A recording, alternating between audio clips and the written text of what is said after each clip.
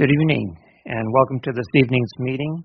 I'd like to now call the meeting to order and remind us that our mission statement is to provide an excellent and equitable education in a safe, supportive environment so all students will succeed and contribute to a diverse and changing society.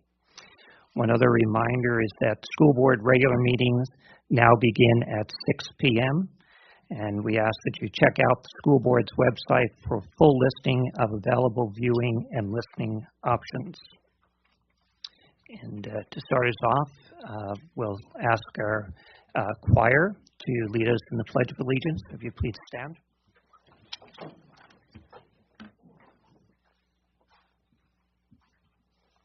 I pledge allegiance to the flag of the United States of America and to the republic for which it stands, one nation, under God, indivisible, with liberty and justice for all. Thank you. We have here our two Crawford Elementary choirs. We are lucky enough at Crawford to have a 3rd and 4th grade and a 5th and 6th grade choir with our numbers totaling over 100. You see a small select group here to sing the national anthem for us today. Can we stand for the national anthem? We should.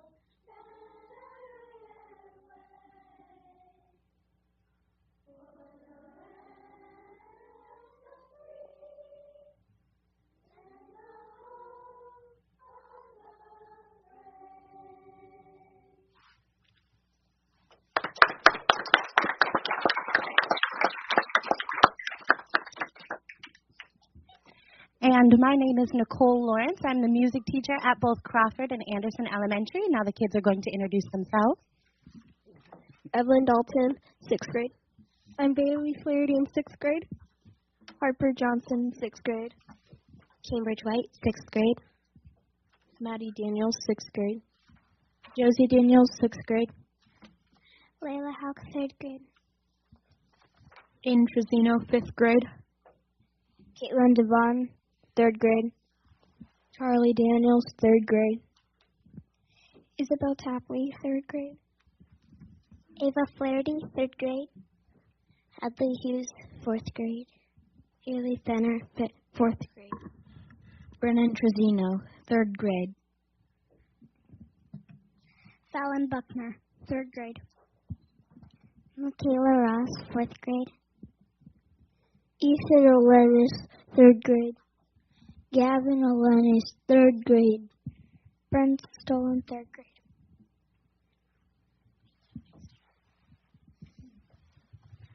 Okay, can we have another round of applause? Crawford Singers and Caribou Chorus. And really appreciate the parents for bringing their children this evening to help start off our meeting tonight. Appreciate that.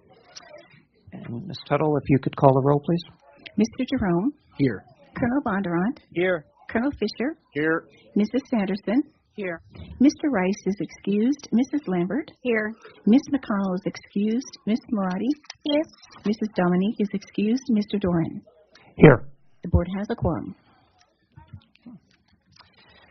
Okay. And next on our agenda is the ESP of the month. This is the core value for high expectations, maintain high expectations and educational opportunities to inspire high achievement. Pamela Gum, Anderson Elementary School Behavior Aide, will be recognized as the ESP of the month for February 2019.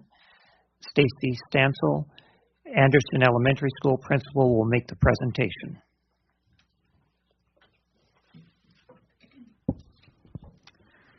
Thank you for taking the time to recognize Ms. Pamela Gum, Anderson Elementary's extra special person this month. This is her 9th year in the district, and she is currently in the role of our behavior interventionist. I was first introduced to Mrs. Gum on one of my initial spring site visits after being hired at as Anderson's principal 4 years ago.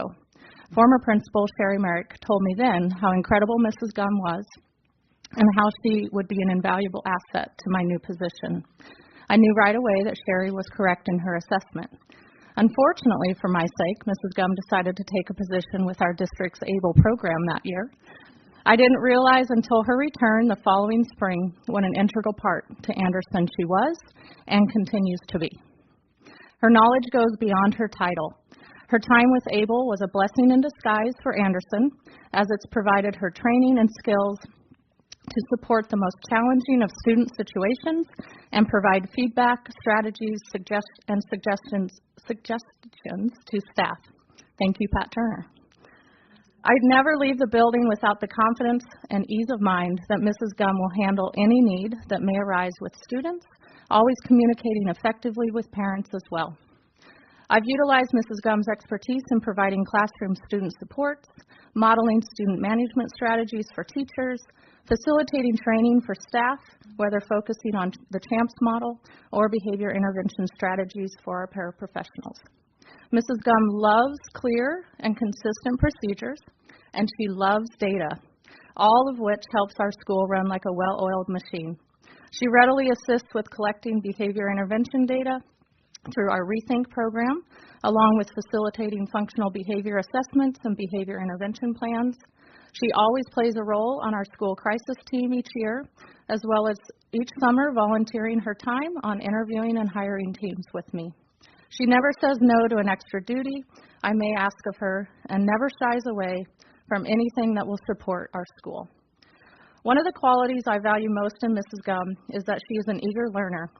She takes advantage of trainings and educational opportunities throughout each and every year.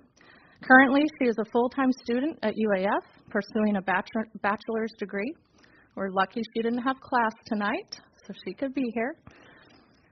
She is also married to a former military member, David, and a mother of 3 high school students who attend Ben Eielson High School. In closing, if I could choose one word to describe Mrs. Gum, is that she is a supporter. She's a supporter of her family, she's a supporter of our students and their families, supporter of our staff, supporter of our district's success, and most of all, supporter of her own learning and commitment to education. It is my hope that I continue to reap the benefits of the support of Mrs. Pamela Gum at Anderson Elementary for as long as I'm principal. As an employee for this district, she is a hidden gem that has made my principal world so much more manageable and well-balanced. Thank you, Pam, for your support and commitment to Anderson Elementary.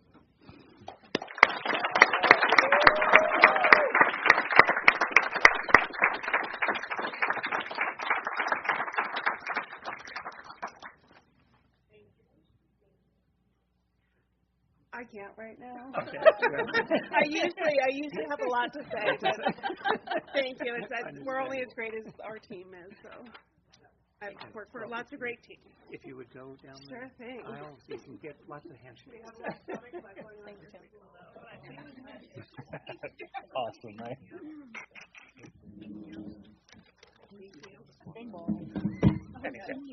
Thank you for your referral.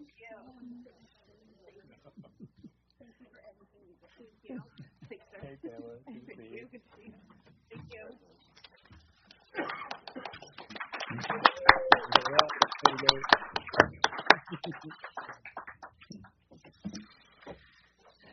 Next is the adoption of the agenda, the core values being student-centered, that we center everything we do on the student and student learning. Consent agenda items marked with an asterisk are considered routine items, not requiring public discussion by the school board. Unless removed from the consent agenda, asterisk items will be automatically approved when the agenda is adopted. Questions concerning these items should be directed to the administration before the meeting. If the superintendent or a member of the public wishes to have an item removed from the consent agenda, the request must be made to a board member any time prior to the start of the meeting. The board member has the discretion to accept or deny the request, and only a board member may remove an item from the consent agenda. If an item is removed from the consent agenda, it shall be considered separately as the last item of new business. Asterisk items will then be adopted by one single motion. Move to adopt the agenda with consent items. Second? Okay, and could we call the roll, please? Colonel Bondurant, Yes. Colonel Fisher, Yes.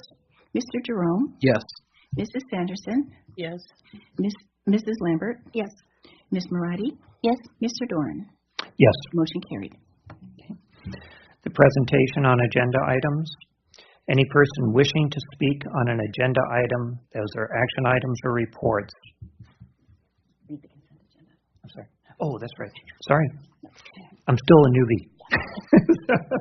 If you'd please read the consent items. The board has accepted the award in the amount of $84,597 for the Alaska 21st Century Community Learning Centers grant from the United States Department of Education through the Alaska Department of Education and Early Development per Fiscal Note 2019-11A.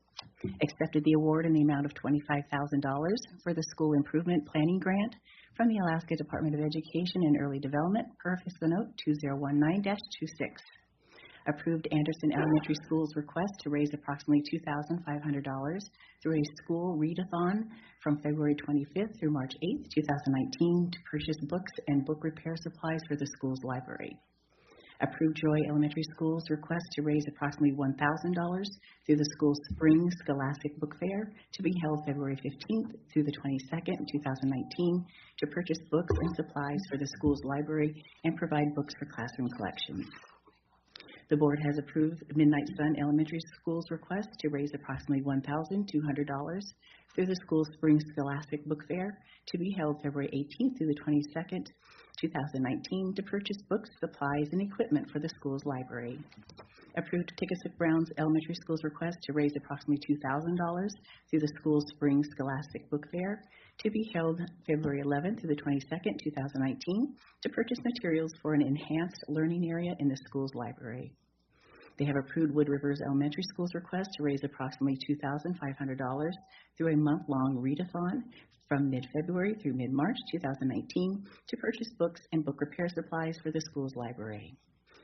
They've approved Lathrop High School's request to send 8 JROTC cadets and 2 chaperones to Camp Perry, Ohio, February 12th through the 18th, 2019, where cadets will participate in the National Air Rifle Competition at no cost to the district, and if Homeland Security issues travel warnings, students will not travel. They have approved North Pole High School's request to send 1 JROTC cadet, 1 instructor, and 1 chaperone to Camp Perry, Ohio, February 13th through the 18th, 2019, where the cadet will participate in the National Air Rifle Competition at no cost to the district, and if Homeland Security issues travel warnings, the student will not travel. The board has approved the request from the Alaska Native Education Program on behalf of the district-wide Native Youth Olympics Program to raise funds to send Native Youth Olympic teams, approximately 60 students, 4 to 5 chaperones, 7 coaches, and 2 administrators from North Pole, Randy Smith, Ryan, and Cantwell Middle Schools, Effie Cochran Early College Charter School, Hutchinson, Lathrop, West Valley, and North Pole High Schools to Anchorage, April 24th through the 28th, 2019, to participate in the Native Youth Olympics at no cost to the district, and if Homeland Security issues travel warnings, students will not travel. The board has accepted the gift of $3,000 from the Alyeska Pipeline Company to the Alaska Native Education Program to be used to support the summer Letzablesica bike trip from Paxton to Cantwell. They've accepted the gift of $1,000 from Ann Ween Elementary PTA to Ann Ween Elementary School for the purchase of skis and poles for the school ski club. accepted the prizes of one Samsung Notebook 7 Spin laptop, one Samsung Galaxy S9 phone, and noise-canceling headphones valued at $1,819.97 from Samsung Electronics to North Pole Middle School as the Alaska State winner of the Samsung Solve for Tomorrow contest to be used by students and staff in the school's extended learning program. The board has accepted the gift of $1,500 from the Eielson Officer Spouses Club to Ben Eielson Junior High School to support the school's wrestling program. Accepted the gift of $1,092 from the Interior Youth Basketball Organization to Lathrop High School to support the school's girls basketball program. Approved the minutes from the regular meetings on October 2nd, October 16th, and November 6th, 2018, and January 15th, 2019. The work session on January 14th and the special meeting on January 14th continued to January 29th, 2019 as submitted, and approved the personnel action report for the period January 5th through the 25th, 2019. The board has acknowledged the personnel information report for the period January 5th through the 25th, 2019, the budget adjustment report for the period January 1st through the 15th, 2019, the board's reading file, and the coming events and meeting announcements.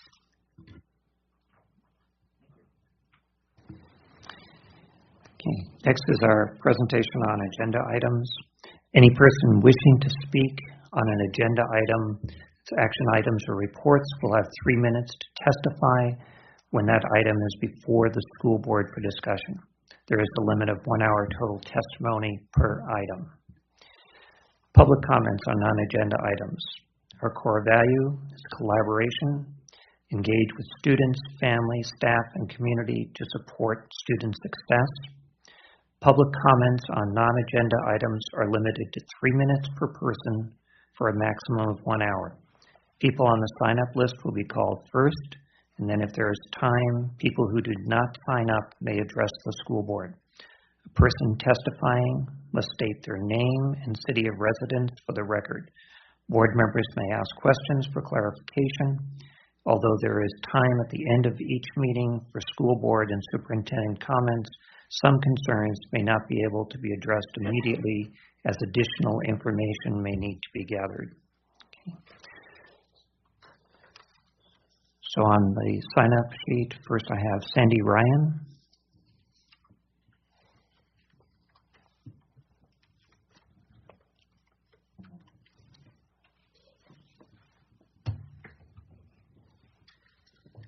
See if I can find the sweet spot on the mic. Okay.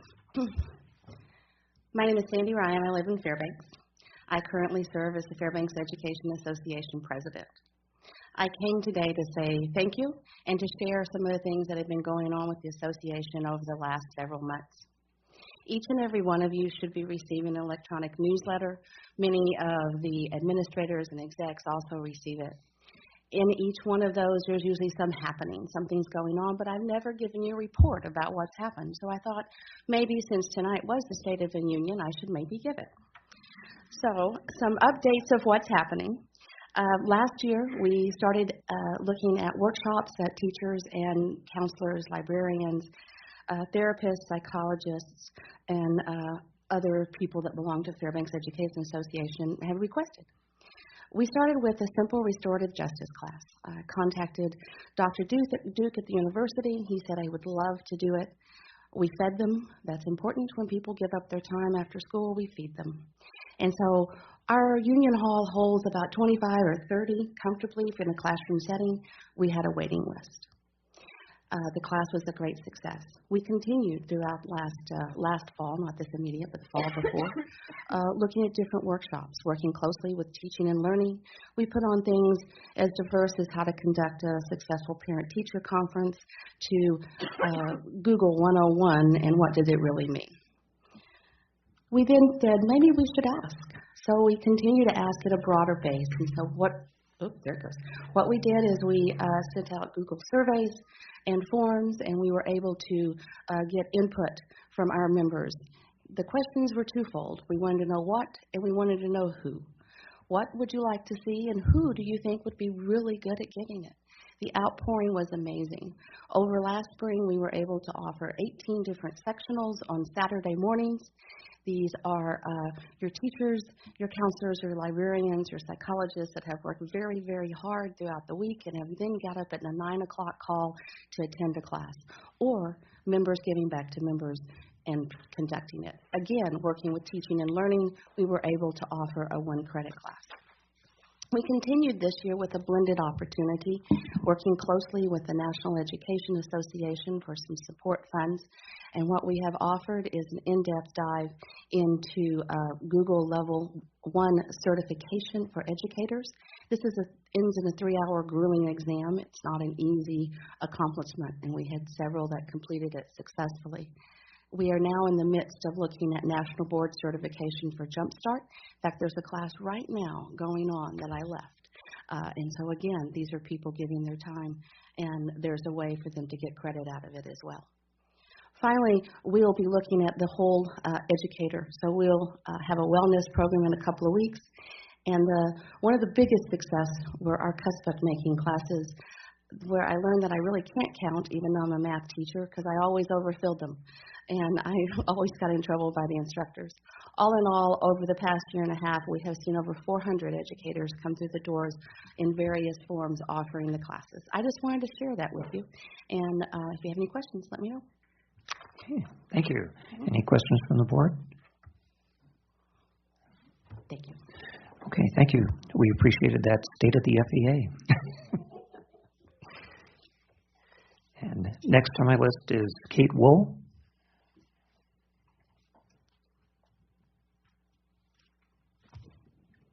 Hello, my name is Kate Wool, and I live in the U Park district in Fairbanks, and I have 2 daughters that go there. Today, I'm here to express my gratitude to the school district. Specifically, I would like to thank Dr. Karen Gaborik, Heather Roundhorst, Heather Heineken, Sharice Walker, and the rest of the administration for both being receptive to conversation about and providing resources for additional gun safety education. This past October, for the first time, the district paid for and distributed the Asking Saves Kids RAC cards to every kindergarten through 6th grade family. They have also provided information to interested schools on how to adopt programs like Start with Hello, a kindness-based inclusive program, and Say Something, an anonymous reporting website, app, or phone call for students who see something of concern or an emergency. These proactive approaches to educating our students, families, and communities on gun safety, kindness, and looking out for each other are a crucial step in preventing tragedies. Thank you. A few weeks ago, a North Pole charter school student brought a handgun to school in their backpack. Fortunately, another courageous student reported this incident to an adult, and it was swiftly dealt with. This situation could have had deadly consequences for the students, faculty, staff, and community, and shows the need for continuing gun safety education. And while this nationwide adult problem of not securing and unloading guns where children are present is in no way the district's fault, I believe the school district has the power to permeate the community with more gun safety education. I am here to ask the school board to please consider permanently funding in the safety or health part of the budget to print and pass out the Asking Saves Kids cards to every family from kindergarten through 12th grade every year, once a year. Repetition works, and having these cards physically in the homes of students will naturally start conversations between parents on gun safety. I'm not sure of the district cost last October when you printed them in-house, but Vistaprint, an out-of-state printing company, can print 15,000 cards for $887.21 and ship in 8 days for $12. All in all, it would cost the district about $1,000 a year. I would also like the board and the district to consider adopting the Say Something and Start with Hello programs permanently and require them for all schools, not just for the schools that ask. I believe the Fairbanks North Star Borough can be a great model for the state on how a community can work together on improving gun safety education and being proactive in trying to prevent any intentional or unintentional tragedies. Thank you for passing out these cards last October, and thank you for considering them as a permanent fixture in your safety budget. A small investment of $1,000 could save our community from heartbreak in the long run, and that seems priceless to me.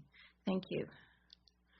I brought cards here for the school board in case you're unfamiliar with the program, and I also brought the other information that Karen has made available to schools who asked. So I'll give that to you. Let's see if any questions from the board, and then if you give that information to Sharon, and she'll make sure we each get one. Okay. Great, thank you. Any comments from the board or questions? Okay. Ms. Anderson? How long have you been with the program that you referenced?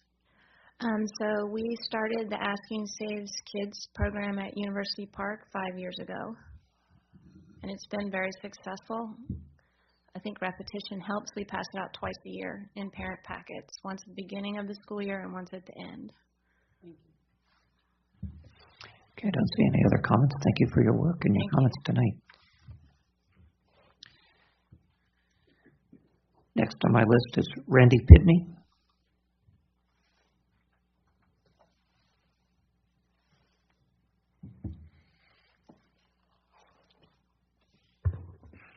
Good evening. I'm Randy Pitney, Chino Ridge. Thank you for the opportunity to speak this evening. First, I would like to say that I'm fully supportive of Ms. Wool's gun safety proposal. And secondly, we come from different backgrounds. Ms. Wool and I, apparently, we've had a discussion. We don't necessarily, I think, have the same philosophies on guns totally. But on these issues, we do.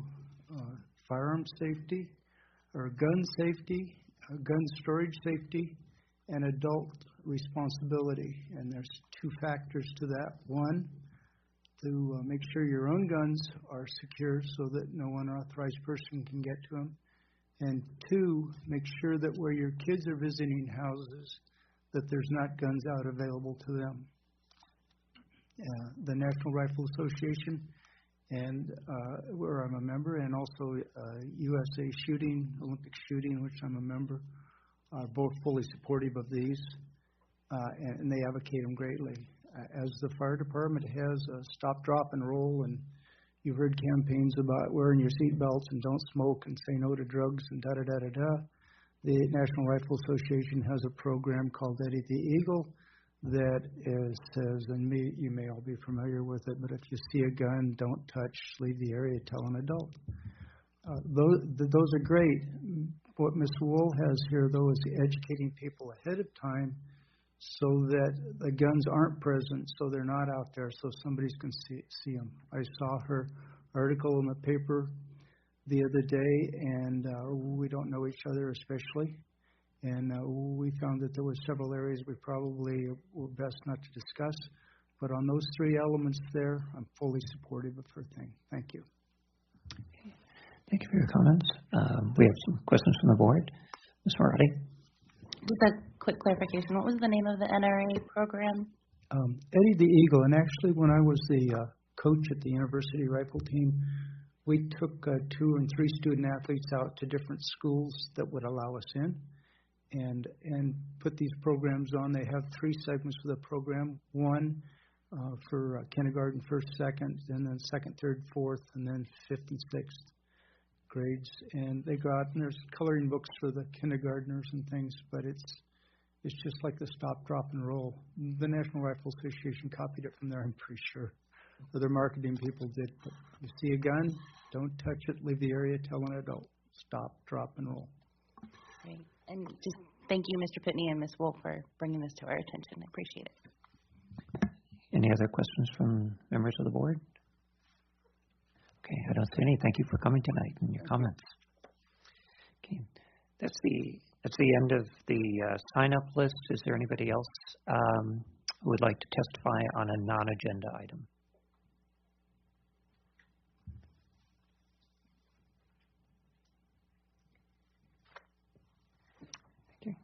Hello, my name is Deborah Vigneault. I live in Fairbanks, and I wasn't planning on saying anything, but I was listening to the consent agenda and all those fundraising requests. Of course, fundraising is always going to be an essential part of bolstering what we do in our schools, but I'm sure you heard that long list of libraries that were trying to fundraise, doing their spring book fairs, and they usually do a fall book fair as well. And the reason so many of them are doing these fundraisers is that it's up to each principal how they allocate monies within their school. And some of these schools have good budgets and they're just adding on to what they have to do more. And some of them have nothing or almost nothing in their library budget. And so I just wanted to make sure that you're aware of that and make sure the public is aware of that our library budgets are up to each school and they vary quite widely. So some of our schools are fundraising because that's the only, or very close to, the only money they get for books. Okay. Is there any questions from the board? Okay. I don't see any, but thank you for coming up, Deborah. Testify. Okay. Anybody else want to testify on a non-agenda item? Okay, seeing none, I'll close public comment. That brings us to information and reports. The goal here is effective communication to establish relevant, inclusive, and consistent two-way communication to enable and encourage student, parent, staff, and community connectedness with the district and increase the diversity of voices within the district. Superintendent Dr. Gaborik, accompanied by Andrew DeGraw, Chief Operations Officer, will present the administration's fiscal year 2019-20 proposed budget.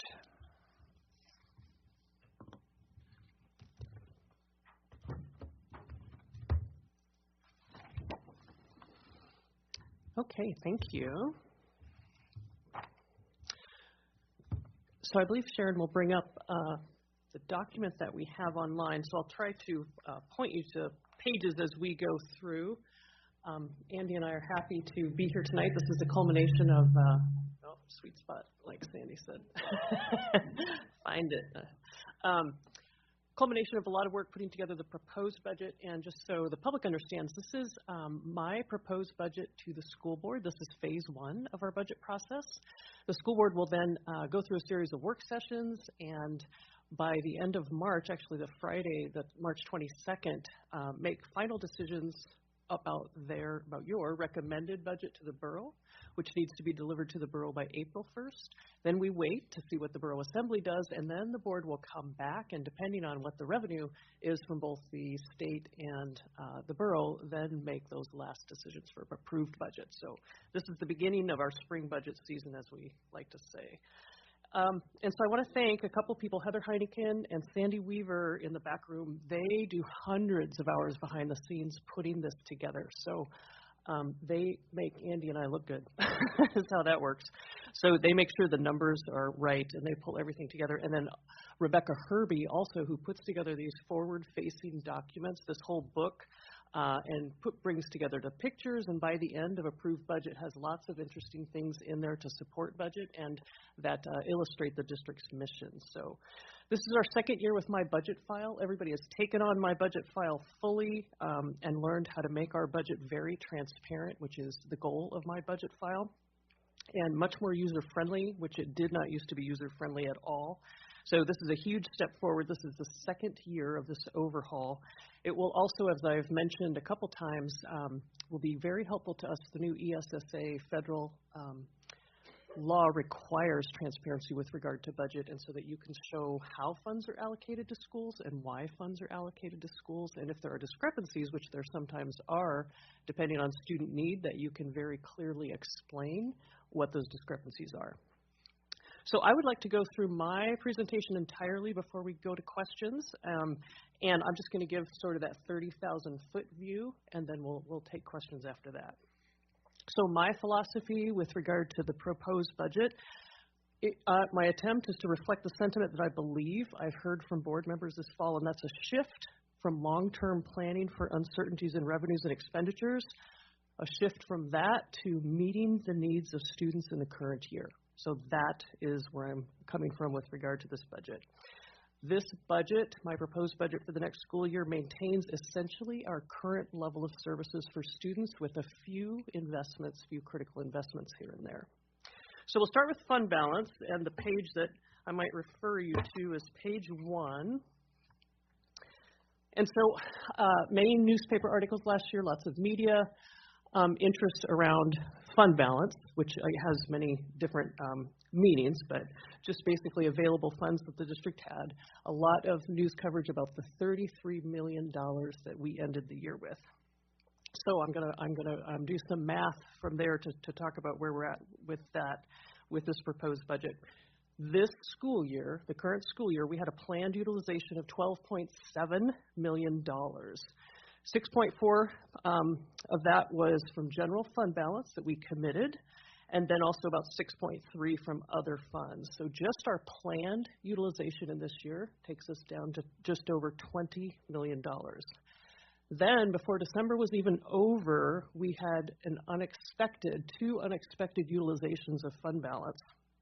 The first was $3.1 million due to the decrease in enrollment in our October count. And so the challenging piece of that is when the October count is lower than the projected enrollment, it impacts the revenue in the current year, so you have to absorb that in the current year. We also allocated $7.4 million to the borough for 2 school roof projects. So that was an unexpected utilization of fund balance of $10.5 million. So that took us down to under $10 million, 9.83 remaining in fund balance for this year. Backtracking, remember, we have a $12.7 million obligation just to start with. So I did not have enough money in unrestricted funds to even start to fill that hole. But again, responding to what I believe I heard from the public and the board, we pulled from other funds to meet our obligations for next year in my proposal. The bottom line, in terms of fund balance, as of today, is that we have $2 million left in unrestricted operating fund balance. So that is 1%, which is extremely low. It is very likely that it will right-size itself to some degree at the end of the year through vacancies. I anticipate, again, this is a complete shot in the dark, but given recent trends, it will right-size itself to approximately $5 million, give or take. Again, we could end at 4, we could end at 7. We'll have to see. But that is still $7 to $11 million below the minimum recommendation in school board policy that you passed a couple years ago, which is 6 to 8%. So 6 to 8% would be 12 to 16 million, and I don't think we'll hit that mark. So on page 3, revenue assumptions, and I'll just talk about the high level revenue assumptions here. About 62% of our general fund revenue comes from the state. That's about $130 million. 25% comes from the borough. It's about $51 million.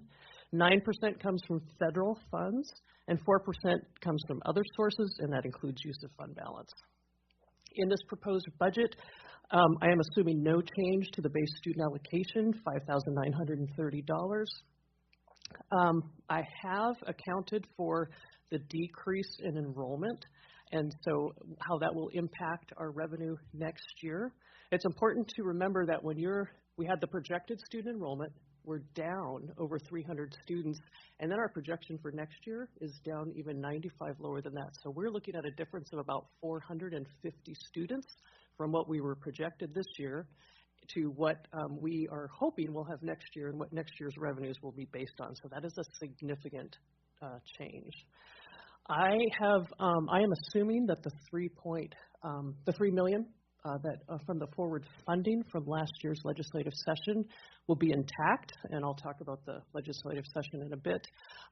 So this year, the statewide, there was $20 million. That equates to $2 million to Fairbanks. You've seen that in the news. Next year, it was a $30 million amount that was forward funded statewide, and that equates to about $3 million to Fairbanks.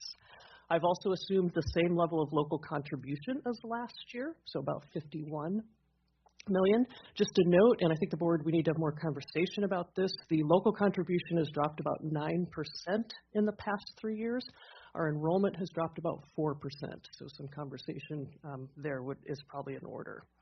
And then also in terms of revenue, obviously increased use of operations fund balance and money from other funds. So in terms of expenditures, again, just those big picture, and you can see up in the graph here, 87% of our expenditures are salaries and benefits because we employ people to serve students, so that's how we spend our money. Remember, we have over 1,600 full-time equivalent employees, and we actually have about 3,000 people that work for the school district, but we have many subs and temps and part-time folks. So about 9% is in contracted services, 3% materials, 1% equipment, a little bit less than 1%, 1% goes to other items. So then on page 5, we start with some of the program highlights. So again, what I've done is maintain the current level of services for students. So the important piece of this is I have proposed no change to the target class size. So target class sizes in this proposed budget for next year are exactly the same at each level that they are for next year that they are this year. So the teacher reductions that you'll see reflected will be implemented only where student enrollment is decreased, and the principals are very aware. We've been talking about this since October, where their enrollments are down. There's actually a couple schools that are up, but they know that staffing will be adjusted according to their enrollment. And again, remember that's about a 450 student drop. And another important piece that I don't think people understand is that even though our October count came in low, we maintained our staffing level because we have contract obligations. So we don't, in this district, in this state, we don't lay off teachers when the numbers come in low. We maintain those teacher contracts. So at the elementary level, district-wide, there will be a reduction just based on enrollment of 13 teachers. And then we have Discovery Peak Charter starting in North Pole. And the way that we've handled that is we know that most of the draw, and as we watch the sign-ups for the lottery, most of the draw will come from the North Pole schools. So at this time, I've reallocated teacher staffing from the 3 elementary schools in North Pole and also from North Pole Middle. And then Discovery Peak, I'm very grateful for this, will run their lottery early. They'll have it done by spring break. So then I'll know exactly where the kids come from. And before you need to finalize recommended budget, I can adjust staffing as needed. So, for example, I took two positions from North Pole Elementary and Tickosick Brown and Midnight Sun. If not that many kids come from those schools, then I'll shift those positions back. So we'll right-size that when the time comes. Just a couple investments at the elementary level. Joy School, as we mentioned in a recent work session, was the only K-8 school that did not receive an additional teacher for support last year. So I've added a teacher for them this year to help support their K-8 expansion. And then, of course, with all the K-8 schools, we will watch their numbers come in and see where they're at with that. So adjustments certainly might be made either up or down, depending. I've added a 1.0, a full-time prevention intervention specialist at Tickosick Brown to help that school address some of their student needs. At the secondary level, so again, some teacher reductions based on enrollment. So district-wide, it will be 8.7 secondary teachers. And then the draw for Discovery Peak will be 2 teachers from North Pole Middle. And remember, North Pole Middle is a middle school. They have all of the 6th graders in North Pole. So there will be kids, we anticipate 6th graders wanting to go to Discovery Peak, and also 7th and 8th. So in case you had forgotten, Discovery Peak's target number is 200. That's their target enrollment overall. So there's a few investments at the secondary level as well. Mr. Domke and Ms. Kraska have looked at the career technical education course requests over the past couple of years and have increased the number of CTE teachers, 1.5 total, and so North Pole High School will get part of that, and West Valley High School will get part of that. And so that will, again, meet the needs of students at those schools wanting career tech ed courses. And then both North Pole High and North Pole Middle have part-time prevention intervention specialists now, so I'm going to increase both of those to full-time so that they also can meet the needs of their students. And then district-wide, so this is page 7, we have a reduction in Andy's department. Andy's doing some contracting in his department, so we're going to cut 1.5 position in his department, and you can see there it's an assistant accounts payable clerk and a purchasing agent. And then in terms of investments,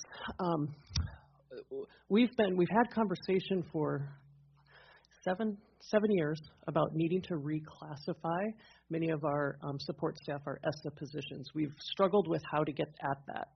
We have a number of positions that do need some adjustment. Always rising to the top of that list are the grade 5 secretaries. So I'm going to start trying to take a bite at that apple. So I'm proposing that we reclassify, and again, this is based on the recommendation of work done previously in past years that we reclassify all of our grade 5 secretaries to grade 6. There are other groups that need attention. I have asked Ms. Morton, our HR director, to go back and work with ESSA and really sort of together determine what those priorities are. And my thought is that in the coming years, or as money becomes available, that we'll just keep taking bites at that and try to right size some of that. Another district-wide investment will be made in curriculum materials, both social studies and English language arts. And in the text, you can see information about those particular materials. The board often, we will have work sessions, and curriculum is often the topic of one of those work sessions. So Melanie Hadaway can go into great detail on that topic during one of those work sessions, and I'm sure the board will be interested to know more about that. Also a cybersecurity officer, and so again, I'm hopeful that technology will be the topic of an upcoming work session. We had a security audit done, a cybersecurity audit, and we do have some issues that we need to address. All you have to do is read the newspaper and the struggles that Mat-Su have had, the borough, the school district, Valdez, ransoms have been paid, data's been lost, data is still, they're still struggling with data issues. So this is our first attempt, or first step, I shouldn't say that, this is the next step to attempt to address our cybersecurity needs. So no particular page to refer to on these just next couple of notes I have, but there's some things that the board needs to be very aware of, and again, I think have some robust conversations around between now and when you determine recommended budget and then obviously approved as well. There are some costs that we're going to need to address that are not included in this proposed budget, and one of those is our labor costs. So we are currently in negotiations with all 3 of our bargaining units, support staff, teachers, and principals. I've worked into the salary steps, which is a pretty standard decision that's made at the bargaining table that people will continue to get steps. I have not worked in, I don't know, we don't know the outcome of negotiations and what those salary increases will be. So that will be a significant cost that we need to address. The benefit rate will increase between 1% and 2%, and Andy can tell you more about that if you have a question about that. But we annually adjust the benefit rate to make sure that continues to stay at the level it needs to stay at. And then again, Juneau. So based on the governor's, information that's coming out of the governor's office, I think that again, there was. He's proposing that this year's forward funding, be taken. I think we can expect that there will be a lot of conversation about next year's forward funding in that $3 million. So we just need to have that on the radar. And also remember that the governor, the legislature, they could also talk about other things. They could talk about the base student allocation and other ways that funding, that revenue could hit us sort of in terms of the community cost assistance that goes to the borough. So if the borough gets hit, if the municipalities get hit, sometimes those costs get shifted to school districts. That would include PERS-TERS also. If PERS-TERS costs get shifted to the municipalities, then the districts may see the results of that. So we've got to keep an eye on all that. So we need to be thinking about revenue for these costs, both labor and benefit rate, and then potential decreases in funding from the state, and then we need to talk about the local contribution from the borough. So Ms. Walker and I will work on publishing information about how people can advocate, and I think our first effort needs to be focused on Juneau, and I know the AASB has a fly-in this coming weekend, so that's great. The School Boards Association can kick that off. Mr. Brinkstad and Andy were down in Juneau last week, and so that'll be important, and then the governor's budget released on February 13th will be very telling. And then when the time comes, we need to shift our attention to the borough. So Andy and I can answer some questions for you. Again, we can get at those high-level questions or COO-type questions.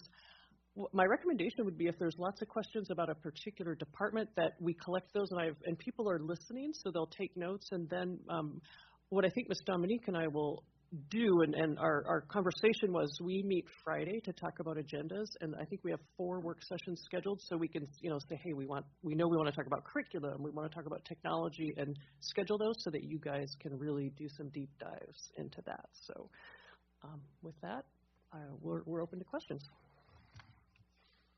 Okay, let me first go to the public, if there are any comments from the public on this topic. Okay, seeing none, we'll come back to the board. And any questions from the board? Okay, Ms. Ferrati? So is it suggested that we ask all of our questions and then they'll be collected, or should we? So I think I can certainly take notes. If it's something that we can handle pretty easily right now, we will. And if we feel like, we need to be sure and get you more information, more accurate or in-depth information, we'll just collect those. So, perfect. Yeah. So I noticed that there's a $3 million increase in federal revenue. What's the thought behind that? Or is that for sure? Yeah, that's anticipated revenue that we'll be able to draw on for the 2020 school year. Basically, the district has taken averages and estimates based on we submit an application by January 31st each year to the feds. We submit that to the state as well as the feds, and that number is based on estimates from that application. So significant volatility in years past, so that number does ebb and flow from year to year, and a lot of high degree of uncertainty. There's years in the recent past, I look back, expecting X amount of dollars, getting $2 or $3 million more. Usually we're not seeing fewer dollars, but significant volatility. So specifically for impact aid is what I was referencing. Sorry, I make sure that was clear what I was referencing. The vast majority of the federal is impact aid, and then we get a few dollars, the ROTC program, as well as some Medicaid reimbursements. Those are the three main components, but impact aid is the vast majority of that. So I apologize, I don't know if I clarified specifically what I was referring to.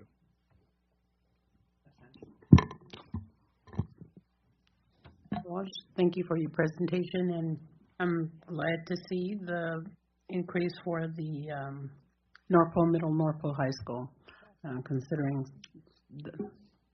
some of the situations that we're encountering. So it's good to have that support with the staff and the schools covered. Okay, Ms. Lambert. So I just want to go back to fund balance for a little bit, just for a second. So we are starting off with less than $10 million in the general fund balance, and that's not the transportation and nutrition and everything else. It's just the general operating fund balance. That's a cumulative number of the 5 funds that the borough is looking at. So it is a. So that's all funds combined. Funds, correct. And all funds combined at the end of this budget cycle, we will have $2 million left. At the end of 2020, that's our estimated number at the end of the budget that we're currently planning for. So the end of FY 2020. So going into not this budget cycle but the next budget cycle, we will be starting out in a significant deficit with no fund balance to cover anything. And if you could come a little closer to the mic. That's correct. How big?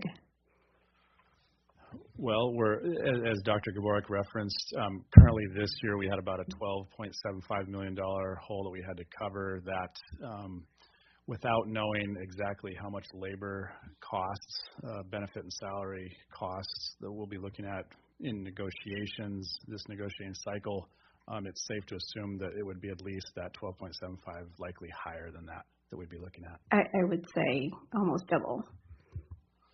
I think, and also the $3 million in forward funding. Again, that's an assumption that we don't have the luxury of every year. So,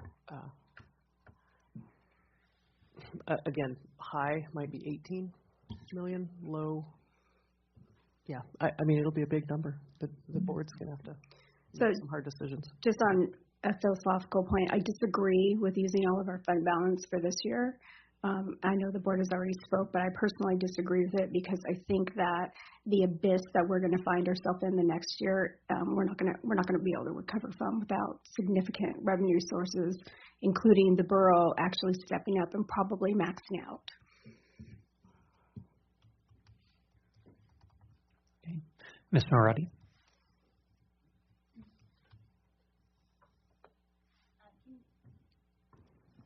Can you explain the $1.7 million in revenue, the other revenue, where that's coming from? that all fund balance?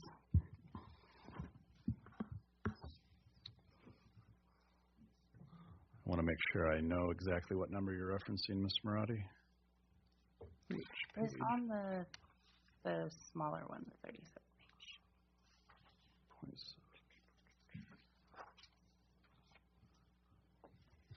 Which page are you on the? Took my notes the other day.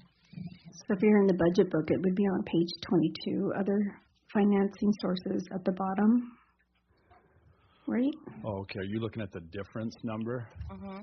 Okay, that would be the difference from the approved 2018-19 budget to the estimated budgeted amount for 2020. Right. So that would be the $1.7 million increase from the $6,060,000 to the $7.8 that we're proposing currently. Right, but where is that coming from? Because it's under other. Is that general fund? Yes.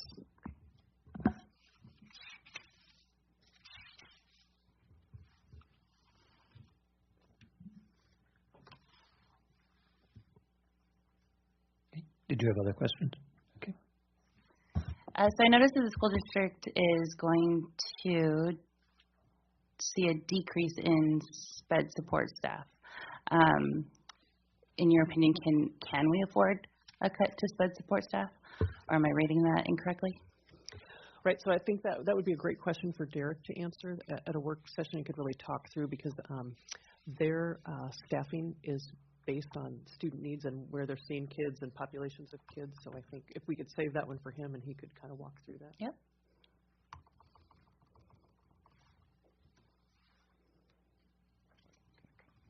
Can I comment on that as well? Yeah. Yeah, we looked into that a little bit. And as Dr. Gawark mentioned, we'll defer to the special ed department on that. We looked into it at a high level. We saw a decrease in support, but also an increase in the instructional area. So oftentimes, for example, a department will have some kind of flexibility and latitude on where they make those assignments, as Dr. Gawark mentioned, based on specific needs within the buildings.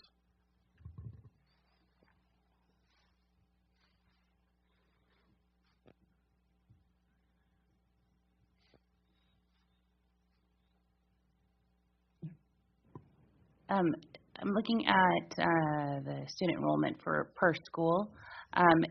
Is there any way that the board can get a capacity, a report that shows the capacity for each school, specifically Ryan Middle School? Yeah, thank you. When I read your question in email, we are updating that information for you, and I'll have it at the next work session, the capacities and then the current enrollment, so you can see every single school and where they're at. And then we'll have highlighted the schools that I believe are below 80% is how we've been highlighting those, so you can see that. Yep, we'll have that for the next work session. Thank you for forwarding that to us. Yeah.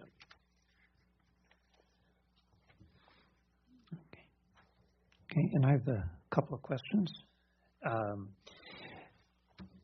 Along the lines of Ms. Lambert, what the impact is on our fund balances, and I just wanted to check the equipment replacement fund in our district attempt to start to plan forward to meet these needs. That basically doesn't totally disappear, but the effectiveness of that fund really is depleted. It is, yeah. So we, again, sort of just based on my sense of things from conversations with the board, I have depleted that. I think we're like 1.4 million in there, and we were going to plan forward with some of that. So I've depleted that. What's left in there is this. It's about $800,000. It's formulaic, and we pull 50%, I think, of supplies and equipment from the schools, and then we leverage those funds for bulk purchases. We've been focusing on student devices. We probably won't be able to get too much beyond that. Another issue, again, in terms of that we were attempting to address but now have pulled back in terms of replacing capital equipment.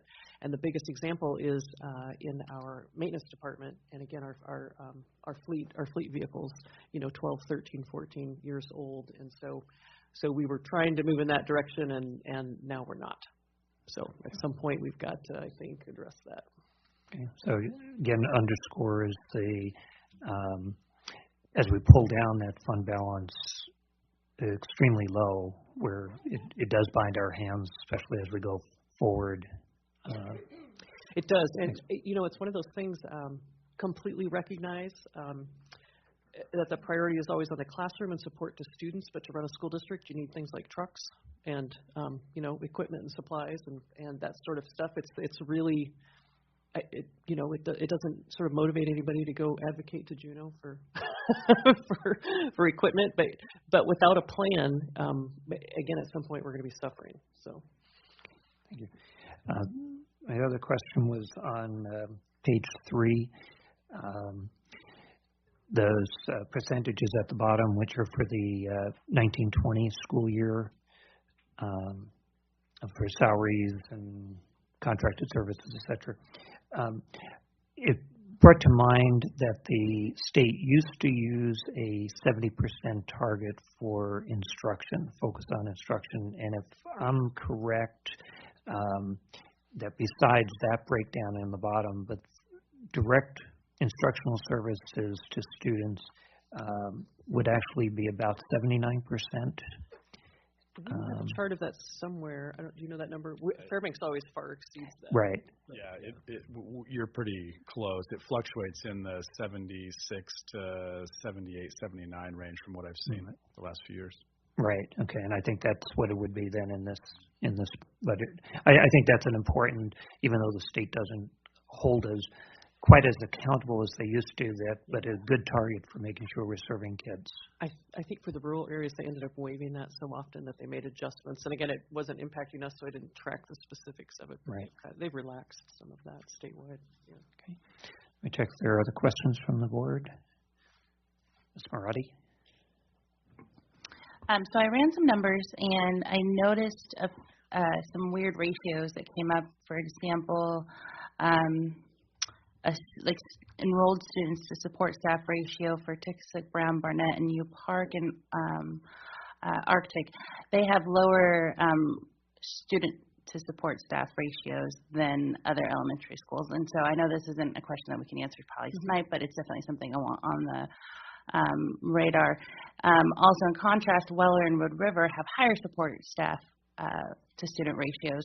And then Hutchinson High School has the lowest enrollment, yet the second highest student to support staff ratio. So I know that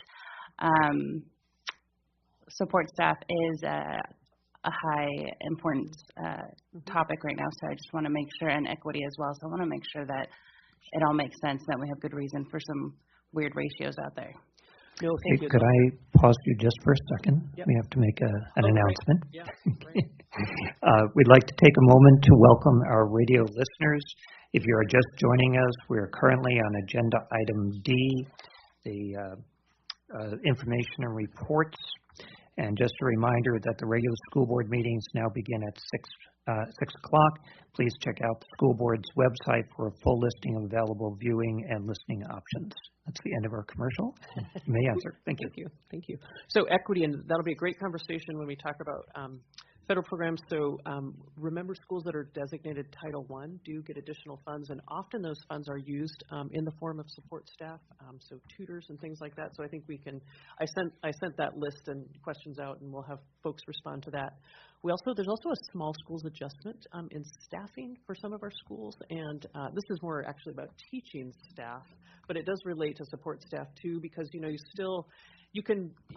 you can't be formulaic in all your support staff, because you still need at least one secretary, sometimes two, and a nurse and a custodian, regardless of the size of school. So there's adjustments that are made there, and then we pay particular attention to like Eielson High School, again, sort of a small school, and then Hutch got some additional staffing when it was first envisioned and became the current Hutchinson High School to support their career tech ed program. So we'll definitely get back with you on the specifics of those.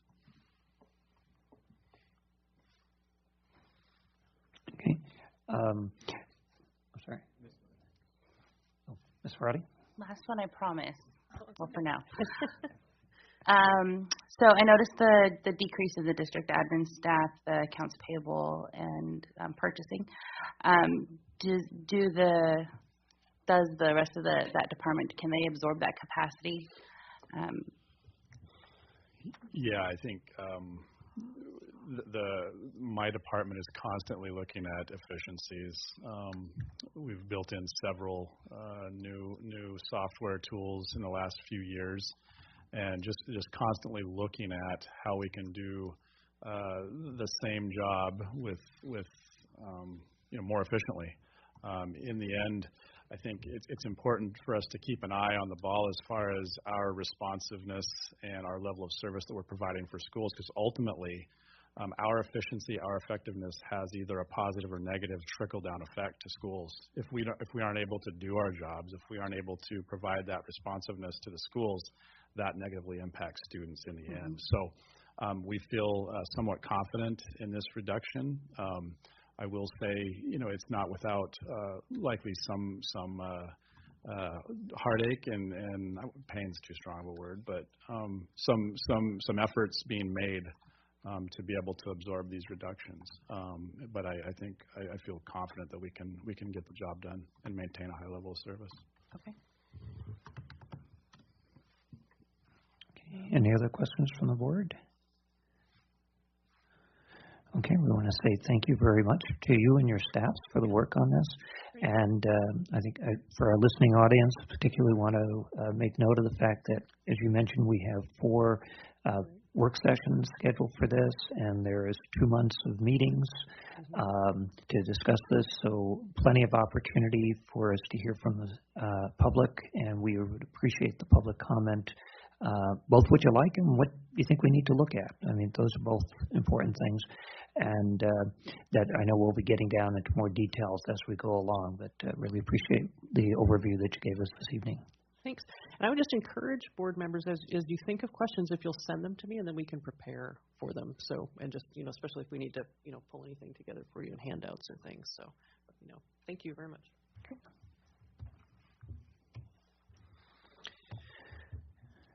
Okay, we're going to give Dr. Gaborik a moment to get back to, or stay right there.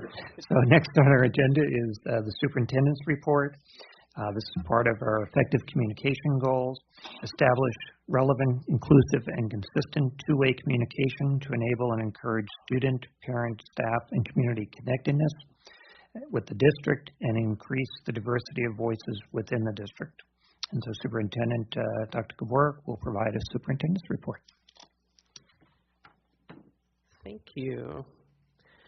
So I'll start off. It's my pleasure to read a proclamation, annual proclamation from the Office of the Governor, our new Governor, Dunleavy, for Career and Technical Education Month. So I'll read that. Dated January 24th, 2019. Whereas Career and Technical Education, CTE, offers students the opportunity to gain the academic, technical, and employability skills necessary for true career readiness, and whereas Career and Technical Education provides students with career exploration opportunities and authentic, meaningful experiences earlier in their educational experience, which enables them to make informed and beneficial decisions about their academic coursework, as well as the pursuit of established programs of study and career pathways. And whereas leaders from both state and nationwide businesses and industry report increasing challenges related to the skills gap and connecting qualified professionals with available careers in critical and growing CTE fields, including healthcare, education, energy, natural resources, information technology, and STEM. And whereas CTE prepares students for fulfilling careers by offering integrated programs of study that link secondary and post-secondary education, often leading to dual credit and the attainment of industry-recognized credentials. And whereas the Alaska Departments of Education and Early Development, Labor and Workforce Development, and the University of Alaska system are jointly implementing the statewide CTE plan to ensure a comprehensive, integrated career and technical education system for Alaska. And whereas ensuring that Alaskan employers have access to qualified workers is a crucial step in ensuring productivity among the business and industry communities, as well as continued economic growth and global competitiveness. Now, therefore, I, Michael J. Dunleavy, Governor of the State of Alaska, do hereby proclaim February 2019 as Career and Technical Education Month in Alaska and urge all citizens to become familiar with the services and benefits offered by the CTE programs in Alaska and support and participate in these programs. So we'll pass that out to the schools so they know that. So And as you know, we have a great career tech ed program in this district, so I'm very proud of that. I have a few things. We have 2 calendar options open for public comment from all stakeholders now, parents, staff, anybody who's interested for the 2020-2021 school year. People can access the survey online on our front website. There's a button right there that you can push. The input period closes this Friday, so if you want to weigh in on those 2 calendar options for the calendar year 2020-2021, do that soon. Nick Hansen, the Eskimo Ninja Warrior, was in town last week, and it was amazing. He was so great. He spent 2 days in our schools and just did a wonderful job with our students. I want to thank Sean and Kate LaPlante for putting together the schedule, and especially Kate LaPlante, who spent the full 2 days with him and went around with him like he was the celebrity handler. So, like, he just mobbed. He was mobbed for autographs. You know, he's such a kid magnet. So she drove him around and just did a wonderful job. So I'm so thankful to her. That was really amazing.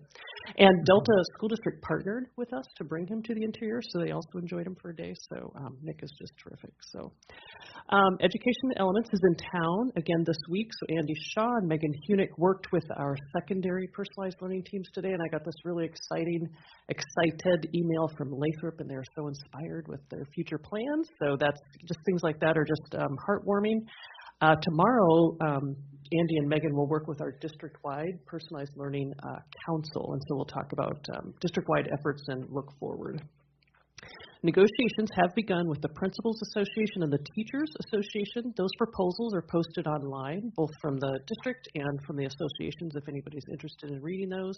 And then classified staff have their meetings scheduled in the next few weeks. Last Friday, it was my pleasure to, I was invited to the Republican Women's Luncheon, and they invite me each year, and this year it was in front of budget, which was great, so I got to present the budget to them, lots of questions about budget and just efficiency of services in the school district, so it was a good conversation, and I appreciated talking with that group. I also took Andy DeGraw with me, and so they got to meet him as well, which was good. As you guys, some of you, I think 3 of you, head down to Juneau, the one piece of legislation that has my attention right now is SB 30, and it's around dual credit, and specifically the middle college concept. I am, and the Superintendent's Association, very supportive of the idea. The concerning language is it's a mandate for all districts, so they just need to lighten up on that a little bit, and I'll send you my testimony so you can see my perspective. So when you start mandating things statewide, one size doesn't fit all, and there just needs to be some sensitivity around that. So, and I will also send with you, if you remind me, well, I think I gave it to you guys, all of our dual credit options. You remember those sheets? So there's tons of ways to get dual credit. And so just so you have that information in your head. President Dominique, Andy DeGraw and I met with Mayor Ward and Chief of Staff Jim Williams last Friday, and we talked about budget, we talked about the process, and just timelines, and so that conversation went well. And of course, Mayor Ward is working on his budget too. His timelines are about a month behind mine, so he's still kind of wrapping his head around the numbers for the borough. Tonight, you heard about the proposed budget. Tomorrow morning, I've already filmed a video that gives the highlights, pretty much exactly what you just heard from me, and so we'll post that online. We also have a Facebook Live event specifically regarding budget that I'll be doing, and so different from the one we're doing. I'm doing one this week with Miss Marati too. I've invited her to join. I'm going to get Miss Sanderson up there if I can get her to join me one of these times. She hasn't responded to that email, so we'll get her. But this Facebook Live event is going to be scheduled at 5:30 on February 20th, and so I'm hoping an evening event, and so anybody, of course, can tune in, and if anybody in the community has questions about budget, I can entertain those at the time. So Facebook Live is a good opportunity for interactive dialogue.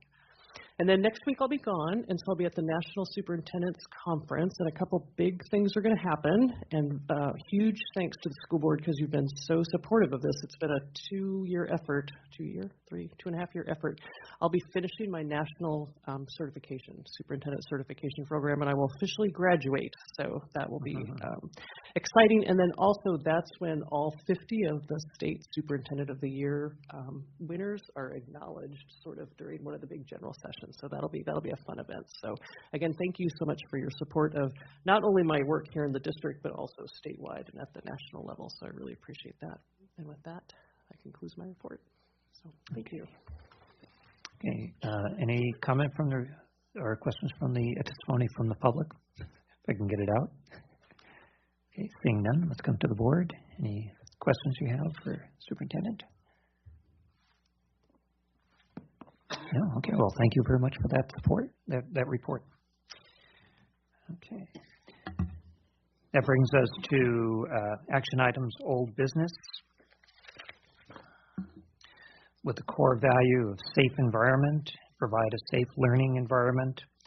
This is Policy 578, Employee Rights and Interests, Transportation of Students. Second reading. Policy 578 addresses district employees' rights and interests in providing transportation for students in their private vehicles. The proposed modification would forbid district employees working in their capacity as district employees from transporting any student unless they have prior authorization. Additionally, the proposed revision requires district employees to understand when they are acting in the capacity of a district employee or a private citizen. For second reading, the proposed policy has been revised for clarity based upon board member input during first reading and feedback from the work group. Okay, can I have a motion? Move to approve second reading, public hearing, and adoption of policy 578, employee rights and interests, transportation of students. Second. Okay.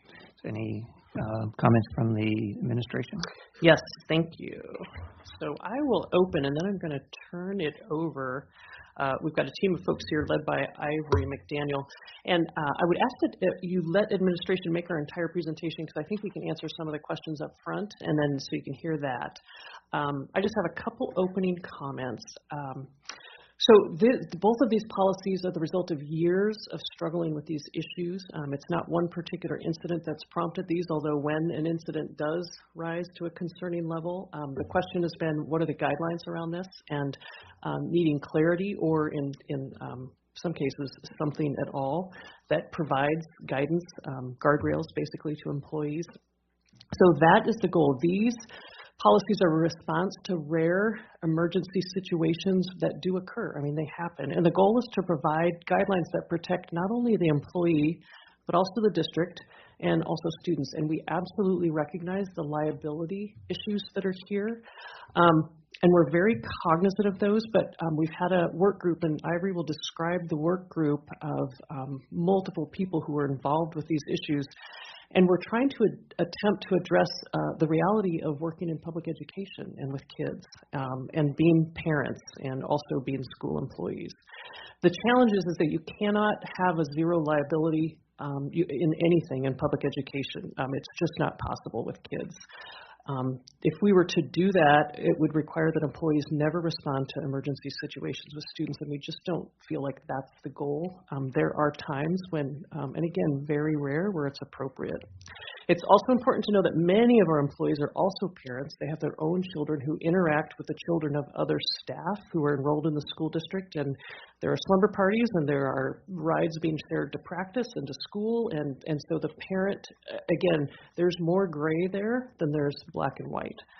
Again, if you want zero liability, it would require that employees could never act as parents, and I don't think that's what we want for our community. So what we do want are clear guidelines for employees in emergency situations. That's what we're trying to get at here. And if an employee feels like they need to act in that capacity, then how do they go about doing that? So with that, I'll turn it over to Ivory and other folks. Thank you.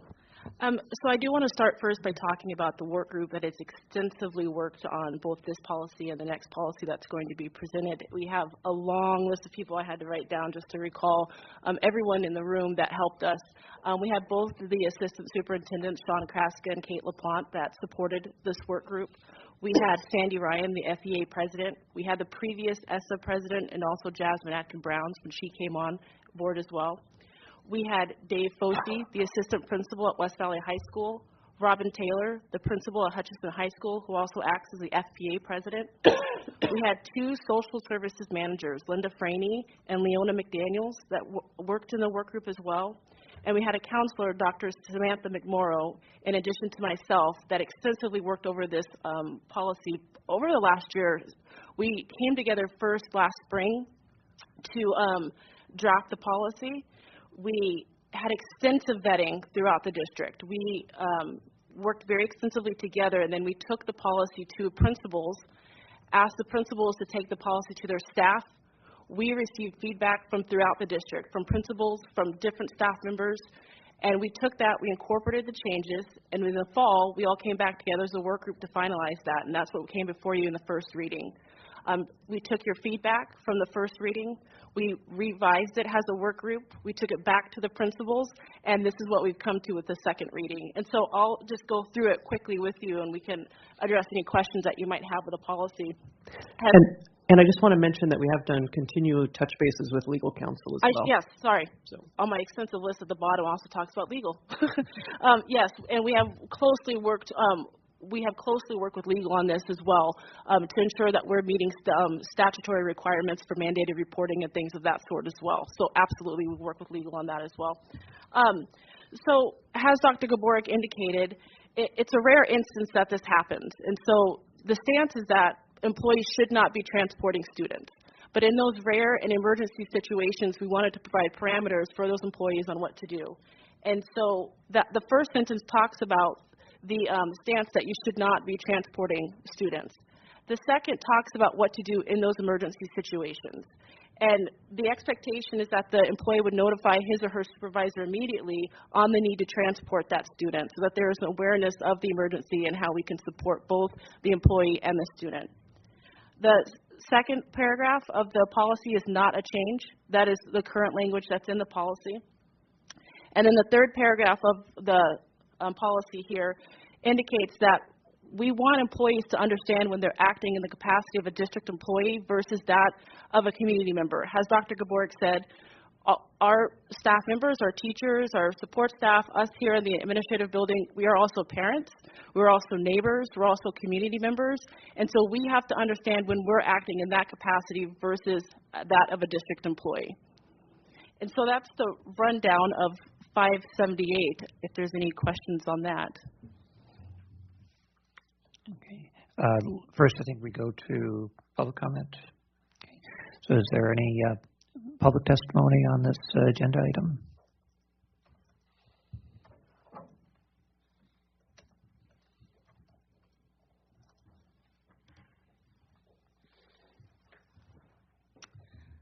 I really didn't want to get up like 3 times. I was hoping you'd do them all together. Sandy Ryan, Fairbanks. I had the pleasure, and I'm speaking as an individual, not as the FAA president. I had the pleasure of serving on this committee, and as Ivory mentioned, was definitely a diverse and dedicated group trying to get some language that, as a parent, because I was once a parent of small children in the district, and now I'm a parent of large children, and they're still children, but that you knew what to do when you're transporting kids. I mean, we were always, if we show the line that didn't change, it's like underneath there, yeah, that's the one. It pretty much says you can't drive kids. That's kind of was the interpretation, and that's not realistic as a parent. So we were very careful on looking at when is there an emergency and you need to contact your supervisor versus I'm just taking the soccer team to practice, and I'm not the coach. I'm just a parent.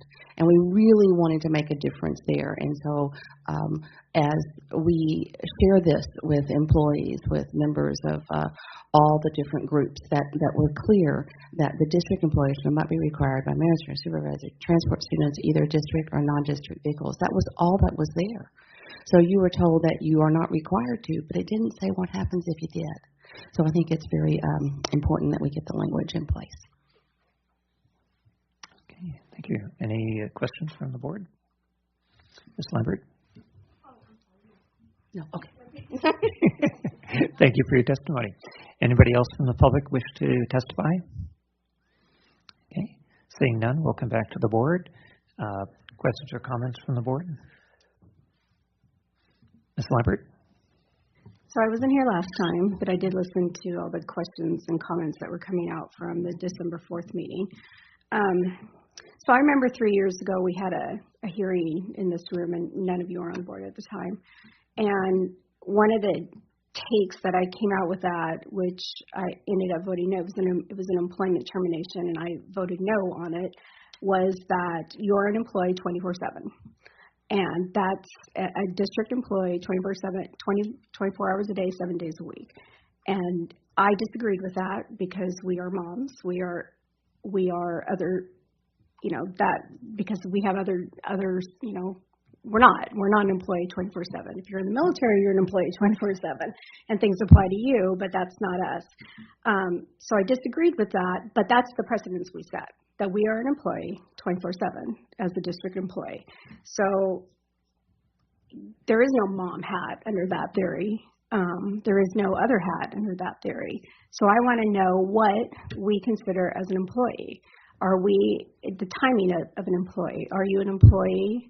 Does the district feel that, and it's how I feel, that you're an employee when you clock into work, you're an employee that whole day, and then when you clock out of work, you're no longer an employee, and you take off your employee hat and you put your mom or your community member hat or whatever hat. That's how I would see as an employee, and that would make sense for this particular how it's written right now. But this policy doesn't make sense if we're a district employee 24/7. And so I want to know how we define employee as far as when do you stop being, when do you put your employee hat on, and when you take your employee hat off, and how does the district view that, whether you're classified or you're a salaried employee or whatever? Is it when you're driving to work, are you an employee? Which hat are you wearing then? When you're leaving work, which hat are you wearing then? If you happen to see a child in need walking down the street in the middle of the night and you want to stop and help that child, are you an employee at that point in time? So I'd like to see it defined, because I think it really, on how we define it as a district, because I think that really affects how the policies should be written and whether they're good the way they are or whether they need to be tweaked or whether it just needs to be defined in the policy. That's my first kind of, whether you want to call it rhetorical or not, I'd like to see how we define it, because I don't agree with how we defined it 3 years ago.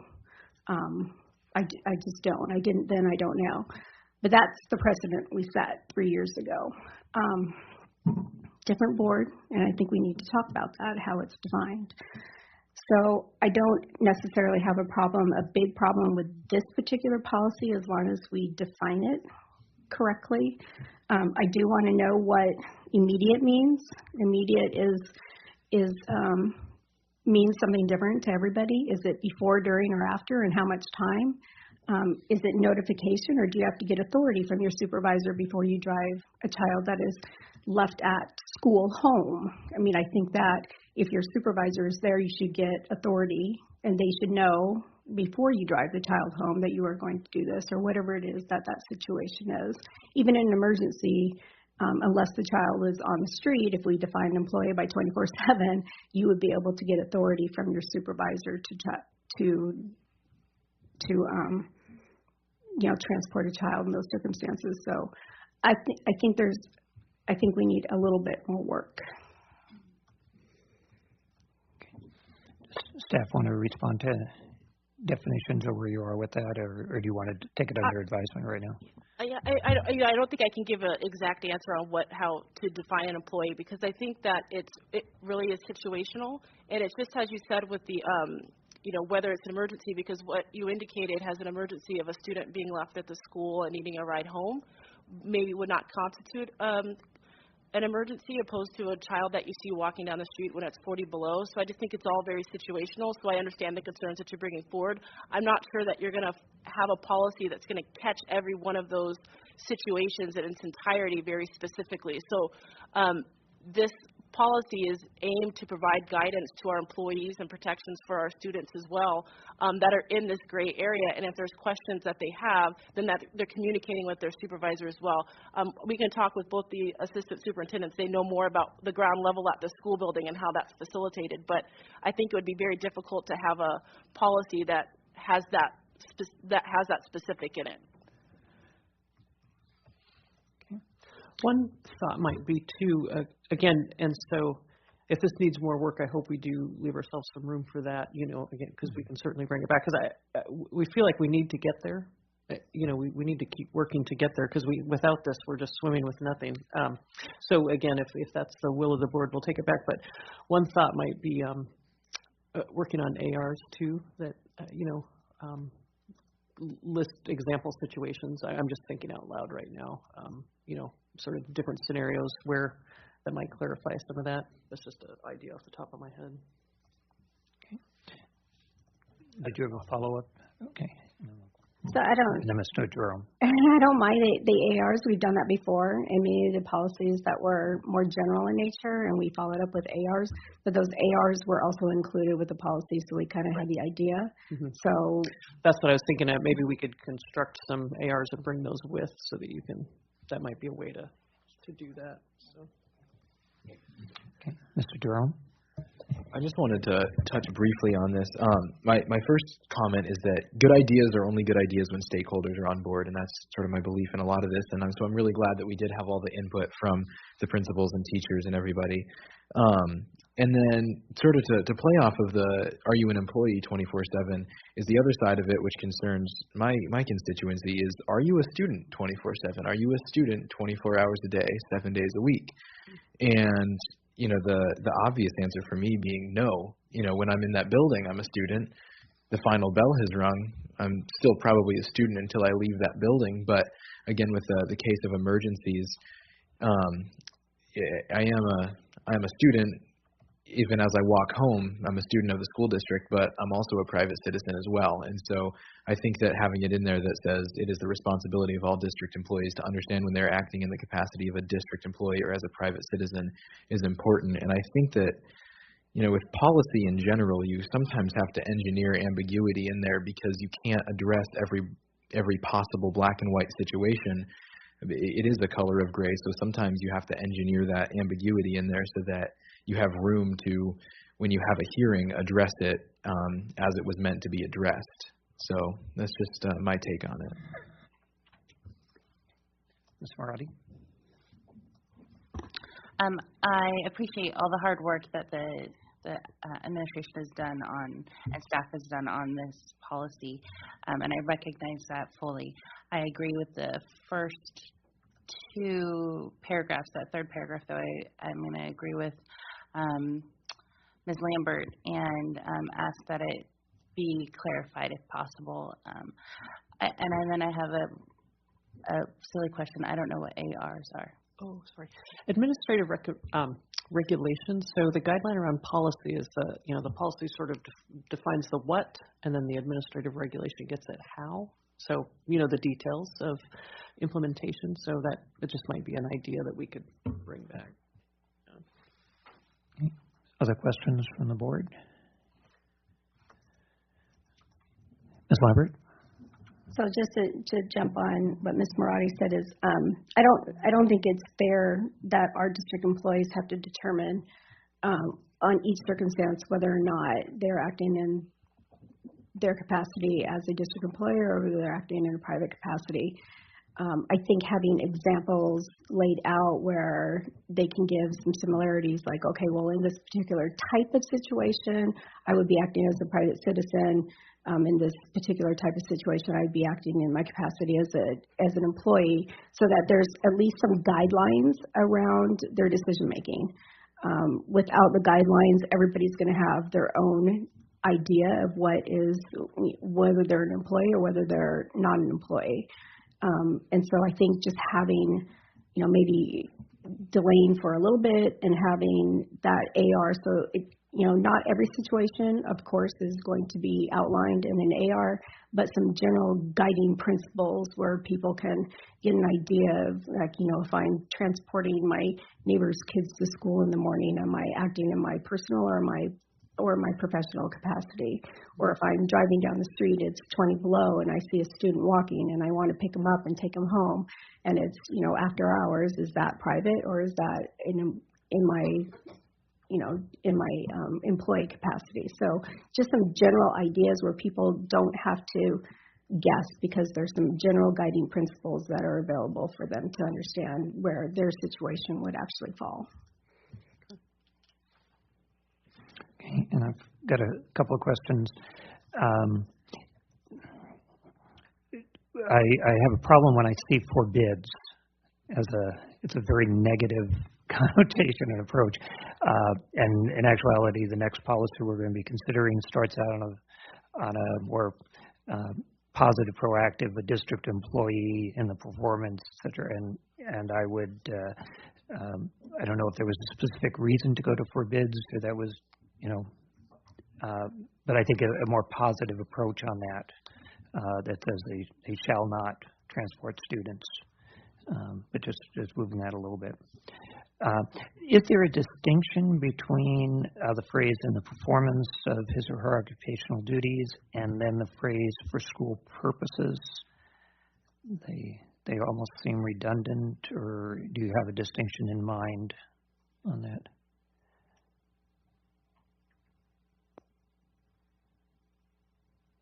So I want to understand your second question, but on the forbids portion, the wording was already in the policy, and so the work group did take that language into consideration, and we did choose to keep it in there, but it's something that we definitely can look at. And I'm sorry, I didn't quite understand the second question. If you can repeat that. Okay. Okay. So just ask the original version that was given. There's a paragraph then that's missing on that. Is that correct?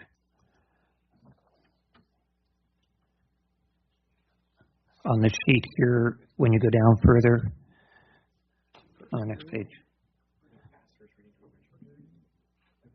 Oh, gotcha. Okay, so that original version was only the one part of the, is that correct? I'll say there's the paragraph before it. Okay. Okay, that's just what I wanted to check. So, all right, if that was in the original one, I still think we should look at. Absolutely. My question is, we have in the first line the employee with the phrase "in the performance of his or her occupational duties," and then just beyond that, to transport students, the phrase "for school purposes." Is there a distinction why we need both of those there, as opposed to just saying? Okay, I understand what you're saying. Absolutely. Right. No, that can be redundant. I understand what you're saying there. Absolutely.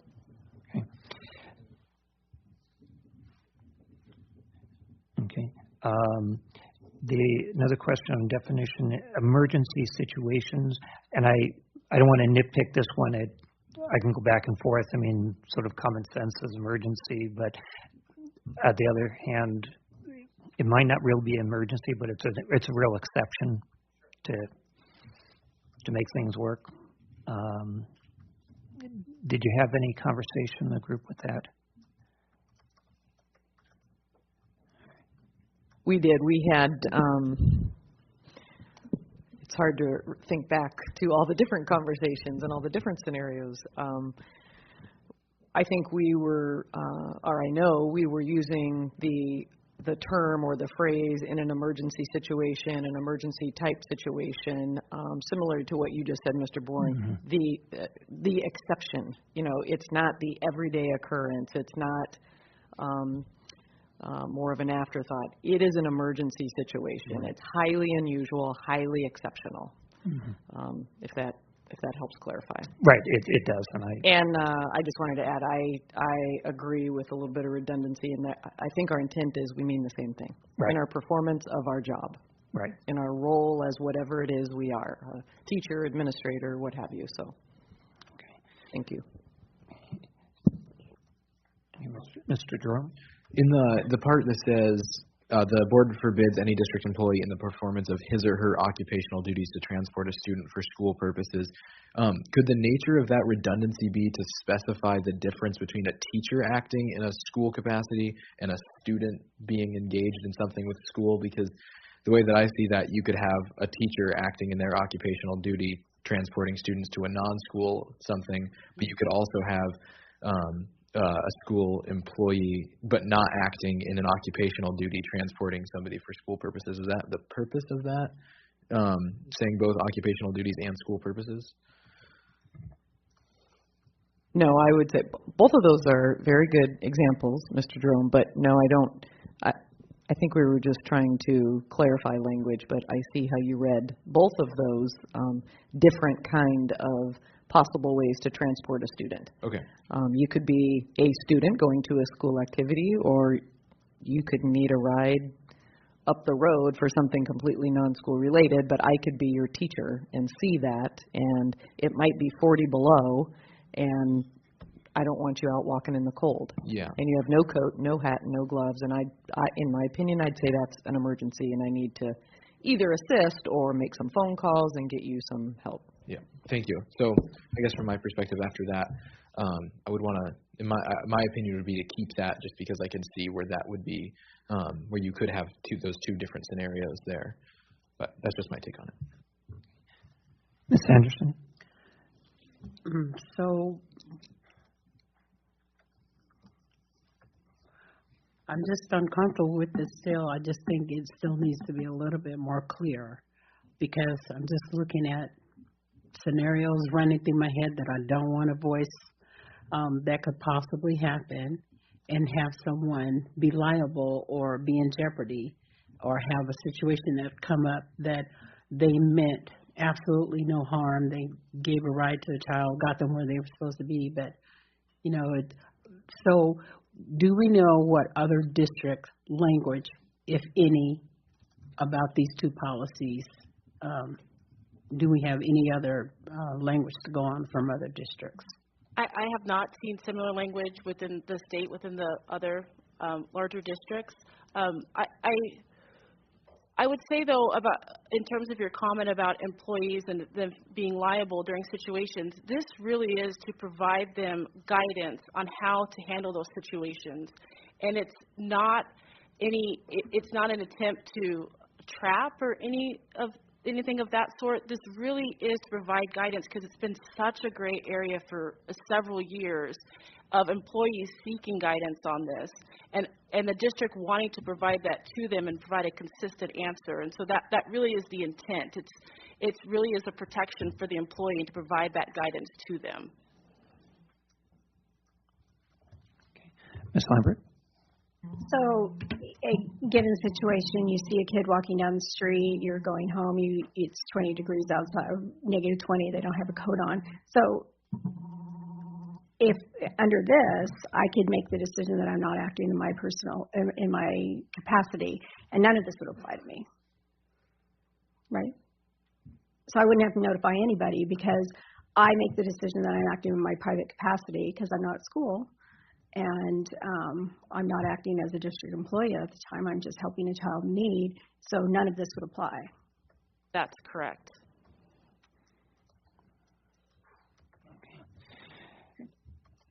Any other questions from the board? Okay. Do we want to postpone? That's what I was going to suggest, if the board might want to do that. I think that the intent of this is really, really good, and I know as a principal, teachers sometimes wanted, when I could say no, that was very, very relieving for them. and we want to protect not only our students, but we want to protect our employees from getting in a bind on situations with all good intents. But we don't want this to go away. And the work that the collaborative group has done on this, I think, should be really commended.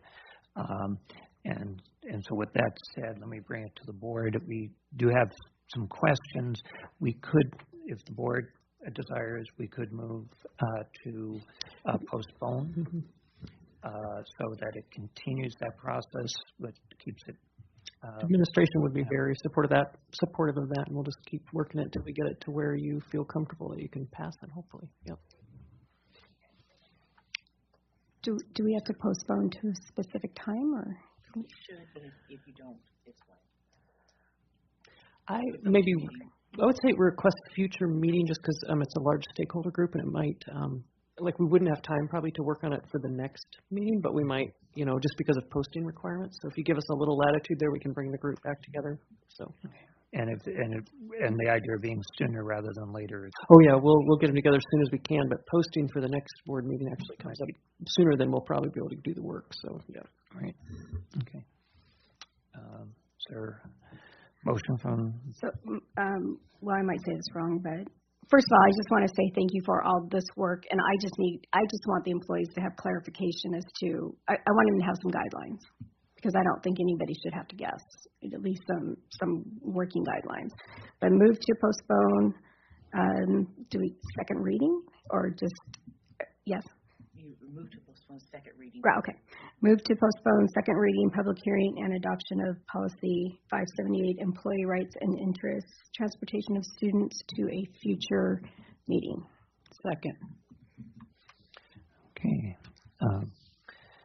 We go to the public. Is there any comment?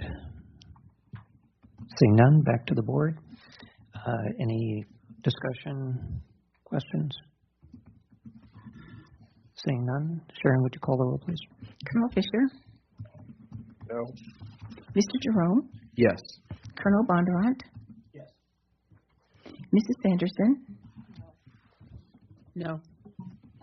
Ms. Marati? Yes. Mrs. Lambert? Yes. Mr. Doran? Yes. Motion carried.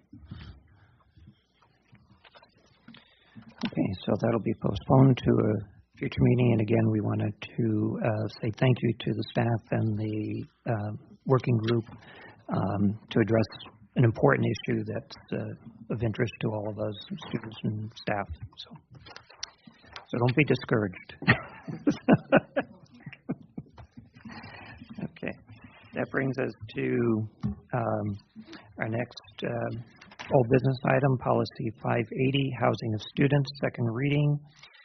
The core value is safe environment and provide a safe learning environment. Policy 580 is a new policy and proposes guidelines regarding district employees housing students in their private residences. If this policy is adopted, district employees working in their capacity as district employees would be required to obtain express permission before housing any students in his or her private residence. The proposed policy requires district employees to understand when they are acting in the capacity of a district employee or a private citizen. For second reading, the proposed policy has been revised for clarity based upon board member input during first reading and feedback from the work group. Do I have a motion? Move to approve second reading, public hearing, and adoption of policy 580, housing of students. Second. Okay, and do we have a report from the administration? Yeah, basically the same, attempting to provide clarity and guidance for employees when they find themselves in a situation where they feel like they need to make this decision. Again, this is probably even more of an emergency than transportation. Transportation seems to be a more common type of question that we receive. This is truly unusual, but it does come up. So with that, I'll turn it over to Ivory. Thank you. So I will walk you through this policy. Same work group worked on this policy, same duration, same meetings, so same structure in terms of the work group. And this is what we've produced for the second reading.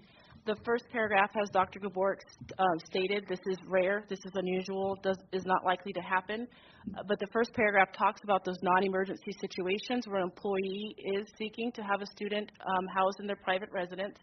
And so the directive, the policy states that they will not do so without express permission from both the student's legal guardian and the superintendent. The rest of the policy refers to those emergency situations. And so what we talked about as a work group is that if you have a student that appeared at your house and it's 40 below outside and there was an emergency, something was going on, what is expected of that employee? And so that's what the rest of the policy lays out, and trying to free up that gray area and provide them some guidance and some directives. What we're asking employees to do before they allow the student to remain in their residence is to utilize all community resources, notify their supervisor of the emergency, and notify the student's legal guardian if the circumstances warrant that. We also took into account mandatory reporting requirements, and so that's all outlined here in the policy. And it finalizes with the same final sentence as in the last policy, that district employees need to understand when they're acting in the capacity of a district employee versus that of a community member.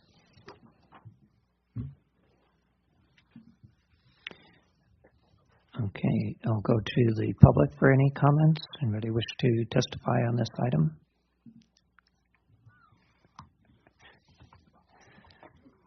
Keeping you active. You are. Thank you very much.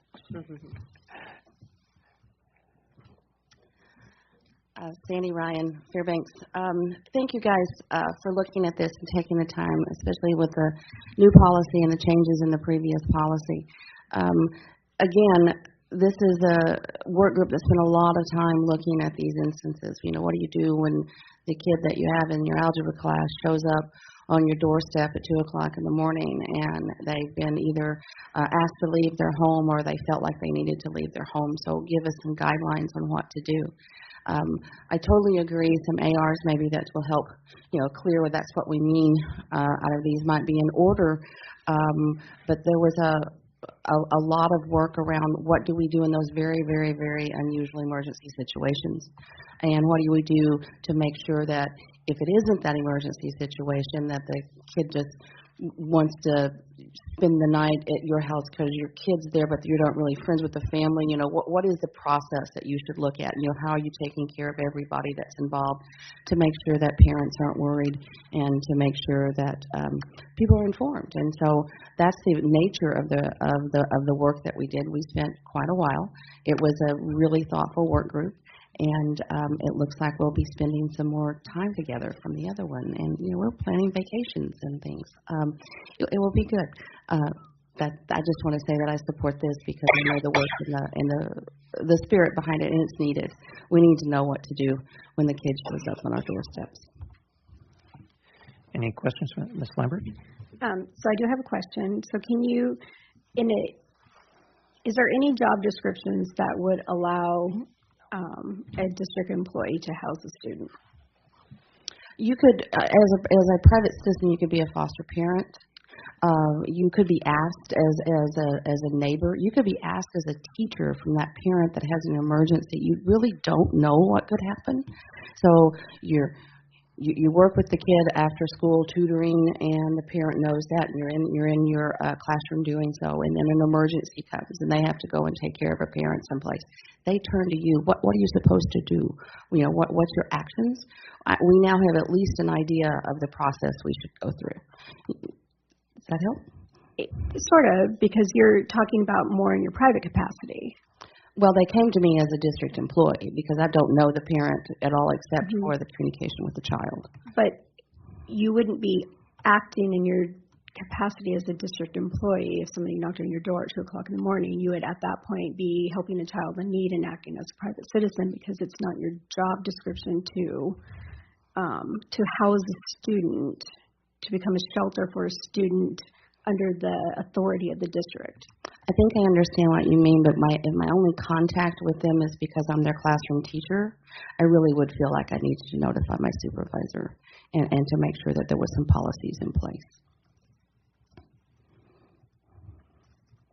Thanks. You're welcome. Okay, thank you very much. Testimony. Is there anybody else who really wishes to testify on this? Seeing none, we'll come back to the board. Mr. Durham. The first thing that popped into my mind is that ever since I moved to Fairbanks as a very small child, I can't even remember.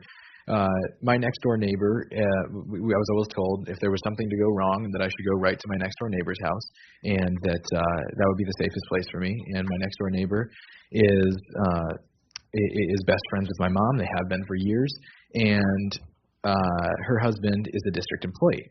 And if for some reason my mama wasn't available and something were to go wrong, my sister and I, as students of the school district, would probably go right over to that next door neighbor's house. And at that point, you would have a district employee housing a student. And I can see, we have, what did we say? We have like 3,000 employees of the district total.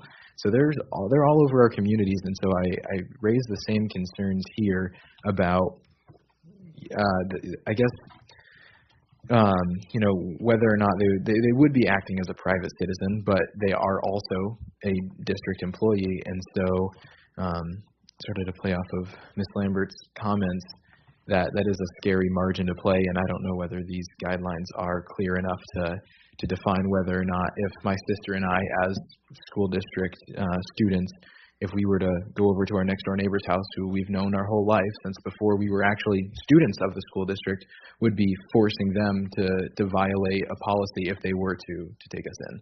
So that was the first thing that jumped into my head. Ms. Lambert? I just think this is a really bad precedent set. Again, it's the employee 24/7 type of thing. Is that where we're going, or do we actually have a private hat versus an employee hat? And just like, do I go to my neighbor's house even though I know that my neighbor is a district employee when I grew up around there? And does that neighbor allow me in because he's a district or she's a district employee? And and now they have all of this to do when that's obviously not the intent. So I think we have to define an employee. Again, are we an employee 24/7, or do we actually have separate hats? For one thing, and two, the liability concern for me too is just tremendous. I mean, if you are a district employee 24/7 and you have somebody come at your door and you're not acting in your capacity, and we as a district has a policy that says you can house a student in need at any time as long as you meet these requirements, we are now, as a district, liable for anything that might happen to that child. Whether there's a medical emergency and it's not taken care of and something happens, 911's not called, they don't get there in time, we're responsible for that. We are responsible for, God forbid, any type of misconduct that might occur, or any allegation therein years later, we're responsible. And I'm not sure if that is a place that we want to be, and that's not our mission as a school district. There are organizations that deal with this and deal with it well within the community and are funded to deal with this. We're not, and I understand that emergencies arise, but there are places that will handle emergencies that we as a district members, if we're 24/7, can get them to. Police, OCS, there's the door, there's the women's shelter, there's all sorts of, there's different places that is their charter to deal with this. It is not our charter to deal with this. I just think that this is a very bad policy in many, many respects. And if we have to have one, then we need to, again, have an AR that defines what is private, what is not private, and just because you're a district employee doesn't mean that this policy is going to apply to you in every situation. And I think putting that responsibility on district employees to understand when they're acting within or not within, this policy is a huge burden on them, just a huge burden. And the liability for the district is, I don't think it's something that we should accept. Ms. Anderson. Well, I want to thank you for working on the policy. And coming out of an A&E classroom, I've had students that had to have emergency placement all the way around, emergency transportation all the way around, and none of it surrounding those students were easy. I had one student who, because of their situation at home, basically walked across the street to their neighbor, and the neighbor took that student in and housed that student. They weren't district employees. They were parents of students who were in the district, but they made a difference in the student's life. So I get what you're trying to do. I really do. And it's the time we're living in. Our schools are getting hit with all kinds of situations. We have trauma and on every level, from K through 12. And so we're being forced to create a policy and put something in place. And I just want to make sure that it doesn't, everyone is clear on it, how it needs to be done, and the repercussions, how how they need to handle it. So people are very clear. You can divide staff in some ways and say certified have the power to do this, but maybe they don't. Support staff have a different connection with students, and then in this case, maybe they don't.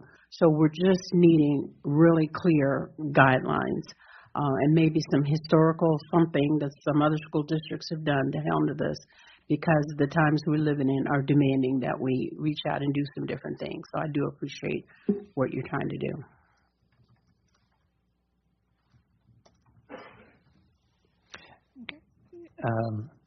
Okay, a couple of questions I had, and again, the intent, and I know these situations come up. I know students have shown up on other people's doorsteps, and I mean, this is a reality. This has been said. I do have a few concerns about the policy as written and whether we can get to where our intent is. But in the second paragraph there, when we talk about an employee and the performance of his or her occupational duties, it's kind of along some of what Ms. Lambert has said. But, you know, when might this happen? Are we expanding the duties of an employee to include that possibility? And that's what the wording here raises a concern for me on. I don't believe we ever want to put an employee in the position of housing a student because of their job. I think we want to protect employees to give them basically a humane way of saying no, and really know where students are for safety, but that's there. And I really appreciate the rewrite of this and including those steps that one should follow, which is basically as mandated reporters, I mean, right in line with that. So I have that question that I don't think is clear here.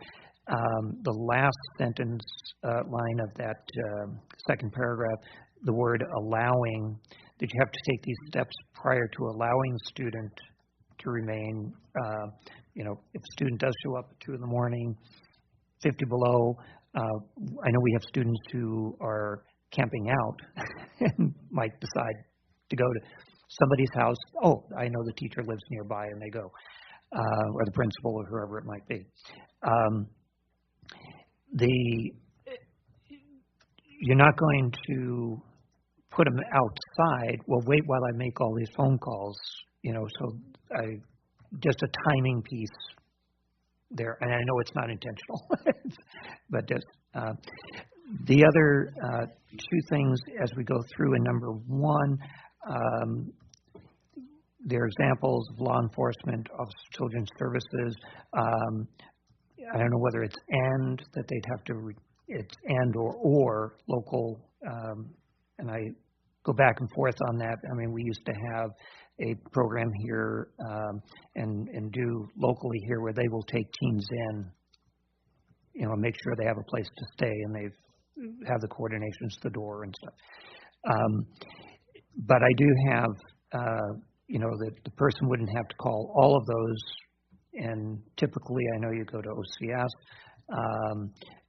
If you can't get hold of them, then you would go to law enforcement, and then they would actually help in working with the local organization, et cetera. And so number 3, about not contacting the legal guardian, I like the clarification here and makes good sense, but that it's not just reporting it to OCS, because if it is in the middle of the night, it may be very hard to get hold of OCS or after hours, and the go-to is law enforcement, and then they would work that, whatever the process is. So I think that we would have to minimally on that number 3 add a law enforcement on that. And then that brings us back to the last sentence, which again adds a lot of ambiguity to that. What do we mean? I mean, very similar to our previous conversation. So those were my observations and questions that came out of that. I don't know if you wanted to respond or just take it. I was going to add something in there. So I appreciate the comments. I'm sensing the need for some ARs as suggested by Ms. Lambert, and we brought that up. In the work group processing, and in looking at our mandated reporting requirements, points 1, 2, and 3 are inclusive. And so if we haven't made that clear, we need to go back and wordsmith that a little bit. In the event of an emergency, a district employee must take the following steps prior to allowing a student to remain. So appreciate your comment, Mr. Doran. Students there, it's the emergency situation. To use your example, it's 2 o'clock in the morning. You're right, we're not going to make them wait on the street before they do these things, so they step inside. But before allowing the student to stay, these steps have to happen. You do need to reach out and utilize your community resources. You do need to call law enforcement. We're mandated reporters as district employees. The Office of Children's Services is available in some capacity 24/7. And so whether we get a live body on the phone or we make that telephone call or that report, we need to show that we have done that. And we need to notify our supervisor. And in the day and age of technology, that could be a text message or an attempt at a phone call, because we are attempting an emergency here. That's the exception, as you shared. And then notify the student's legal guardian unless we suspect that that's going to lead to harm in some manner. So it was the work group's intent to, recognize these are very exceptional situations. They're emergency situations where the student who's in front of us has some sort of a nexus or connection to us as a district employee, whether it's 4:30 in the afternoon or 2 o'clock in the morning. It's not just a random young person knocking on the door, that relationship somehow exists already. And employees, that is the primary relationship. That is how they're on our doorstep, or that is how they're seeking assistance. But I recognize the need for AR, and if we're going back to the table anyway, I think we could come up with some clear guidelines that we can embed in AR and give some examples, if that would be more helpful.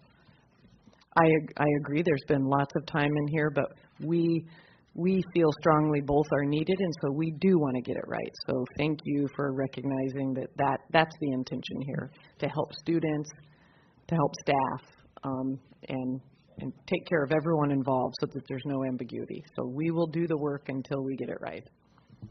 Thank you. Ms. Lambert? So, 2 things. Can you reiterate the reporting requirements for an employee who is not on duty?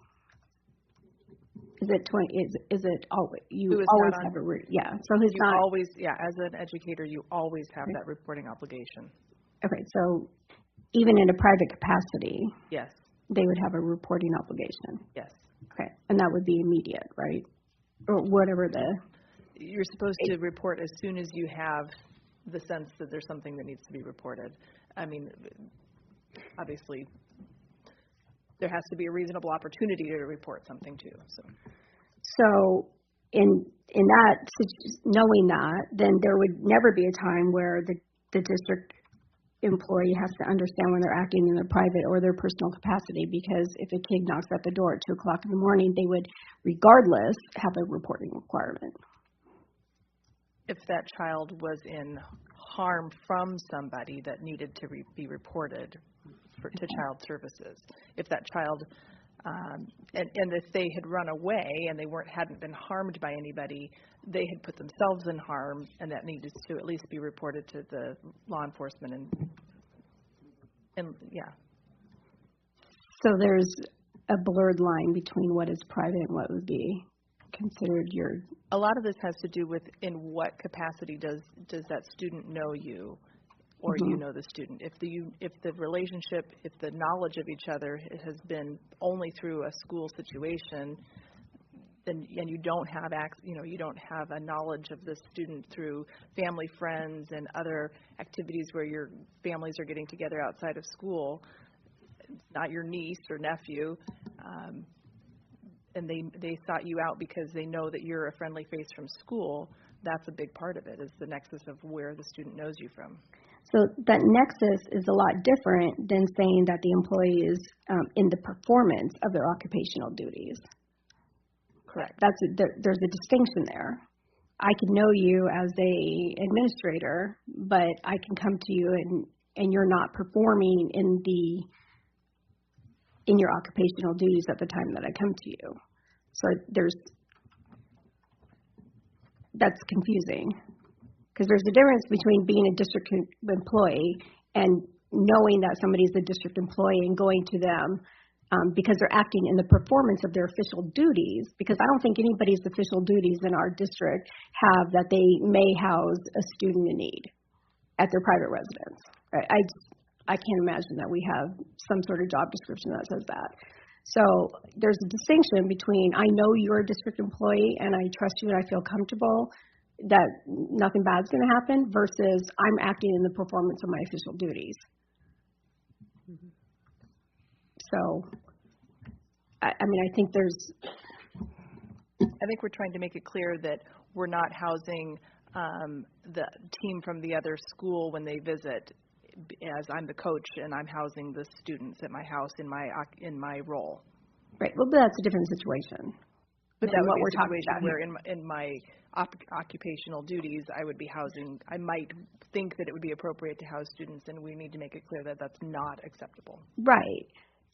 So, what I'm saying is that there's a distinction between I know you're an employee and I feel like I'm comfortable going to your house, but you're still not acting in your official capacities when I come to your house. So,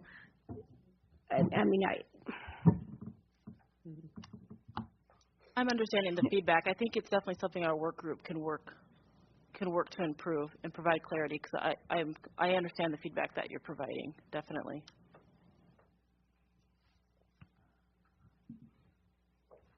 Ms. Marotti?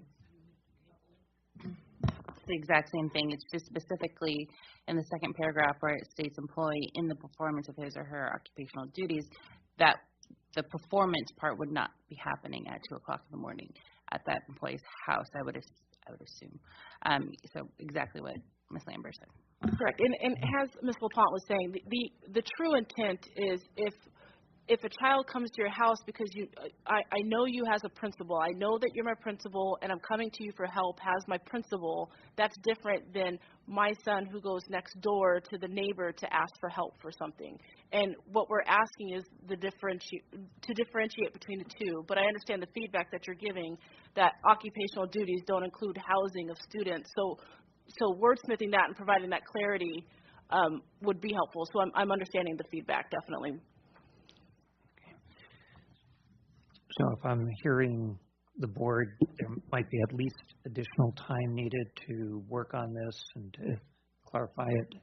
If that is, and somebody wants to make a motion to that effect, postpone. Move to postpone second reading, public hearing, and adoption of policy 580, housing of students, into a future meeting. Second. Okay, Ms. Anderson. Okay, so we have a motion to postpone to a future meeting. Is there any public comment on that motion? Seeing none, I'll come back to the board. Any questions, discussion? Seeing none, Sharon, would you call the vote on that? Mr. Jerome? Yes. Colonel Bondurant? Yes. Colonel Fisher? No. Mrs. Lambert? Yes. Mrs. Sanderson? Yes. Ms. Marotti? Yes. Mr. Doran? Yes. Motion carried. Okay, again, to the administration and the working group, thank you very much for, it's an important thing, and this has a lot of aspects of, for staff, for students, keeping students safe, keeping staff safe, and protecting the district as well as a whole. So thank you. I know it's a complicated thing, and appreciate you keeping working on it. Okay. So that brings us to action items, new business, resolution 2019-16, support for the adoption of the National School Library Standards. Our core value is student-centered, that we center everything we do on the student and student learning. School Board Resolution 2019-16 encourages the state of Alaska to adopt the National School Library Standards to ensure all students receive instruction in critical library skills taught in context and integrated within their school experience. If approved, the resolution will be provided to the Alaska State Board of Education, the Alaska Association of School Librarians, and the Alaska Library Association. Okay. Any report from the administration? Wait. Motion first. Go ahead. Move to approve Resolution 2019-16, support for the adoption of the National School Library Standards. Second. Okay. Anything from the administration? No, we just thank Ms. Renio for bringing this to the attention of the school district and then Teaching and Learning. I think multiple people were involved in this, but Kathleen is back there, and I know is definitely a big supporter of librarians. So I'm sure she had a hand in working on this, and so the administration is very happy to support this effort. Okay. Is there any public comment on this agenda item? Flip a coin.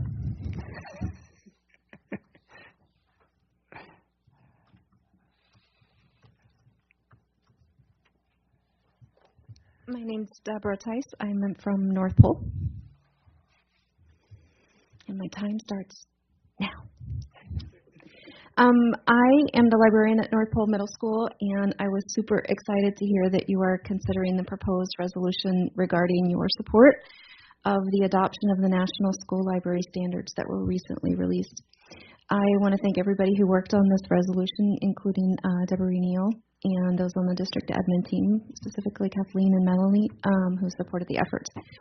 The adoption of these standards is one step in assuring that all students in our district have opportunities to develop competencies based on the shared foundations that the standards support, such as inquiry, inclusion, collaboration, curation, exploration, and engagement.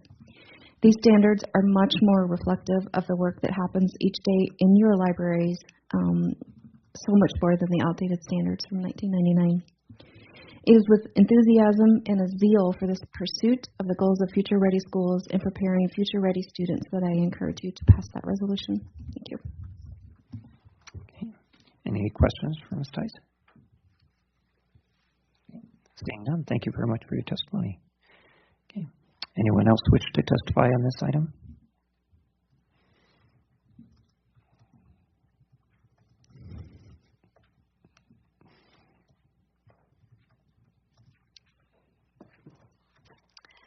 My name is Deborah Renio. I live in Fairbanks. And first of all, thank you for considering this resolution. And I, of course, support it and hope you will too. And I think the main thing to keep in mind here is that our current standards are from 1999. I don't know about you, but I've noticed a few things have changed in the last 20 years. Our society has moved from people being just consumers of information to being creators of information, producers of information, and collaborators with others to share information. And it's important that our students understand those skills, utilize those skills. Our National School Library Standards make that possible through the 6 shared foundations that Ms. Tice mentioned a moment ago. Inquire, include, collaborate, curate, explore, and engage. And they really are reflective of the work that is already being done in our schools, the work that our students need to continue to do to be part of this global economy. And these standards are intended to be integrated throughout the curriculum. They are process skills. They are the kind of things you do no matter what discipline you're engaged in, because you are always inquiring, you are always using information, you are always reading and thinking and putting things together and sharing them and collaborating with others. So no matter whether you're in math or science or social studies, these skills are necessary, and it's important that we have standards that reflect that, as opposed to outdated standards that few people can actually even find on the website nowadays. Also, I was on the, full disclosure, I was on the committee that helped to write those standards, so I'm a little biased, but it also means I know a lot about them, so if you have any questions, I'm happy to answer them. So thank you for considering this, and I hope you will support it. Okay. Any questions from the board? Okay, seeing none, thank you very much for your testimony. Anyone else wish to come forward?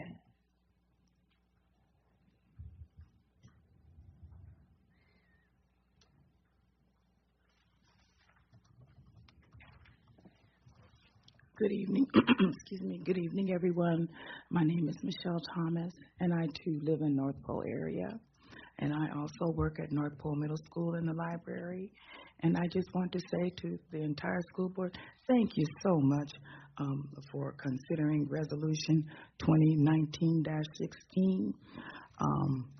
As a library staff member, I want to say that I do support the new National School Library Standards, the current state library standards, as Ms. Reno just stated, were adopted in 1999.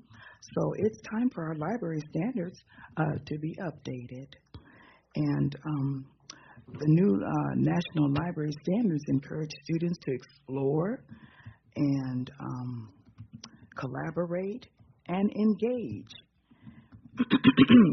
which means library staff members can help our students to be innovators, creators, problem solvers, and thinkers. And these are critical skills which are critical 21st century skills that every student needs. They need to be critical thinkers and innovators and creators and be able to solve worldwide problems that we are facing today. Very, very serious problems, unfortunately.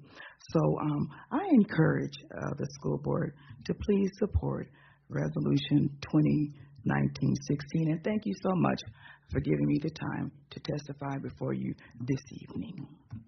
Thank you. Before you go, let me just check. Any questions from the board? I'm sorry. I mean, get up. Okay. Seeing none, but before you do go, just want to say congratulations on the state library recognition you received last year. Oh, thank you, sir. Thank you very much. Thank you. Okay. Anybody else wish to testify on this item? Okay. Seeing none, welcome back to the board for questions, comments, discussion. Should we read it? Lambert? Read it first? Okay. Do we Sounds need good. Yep. Okay. Well, I'm not seeing any questions or comments anyway, so we should read it. And before we take a vote, would somebody like to read it? Okay. Mr. Jerome?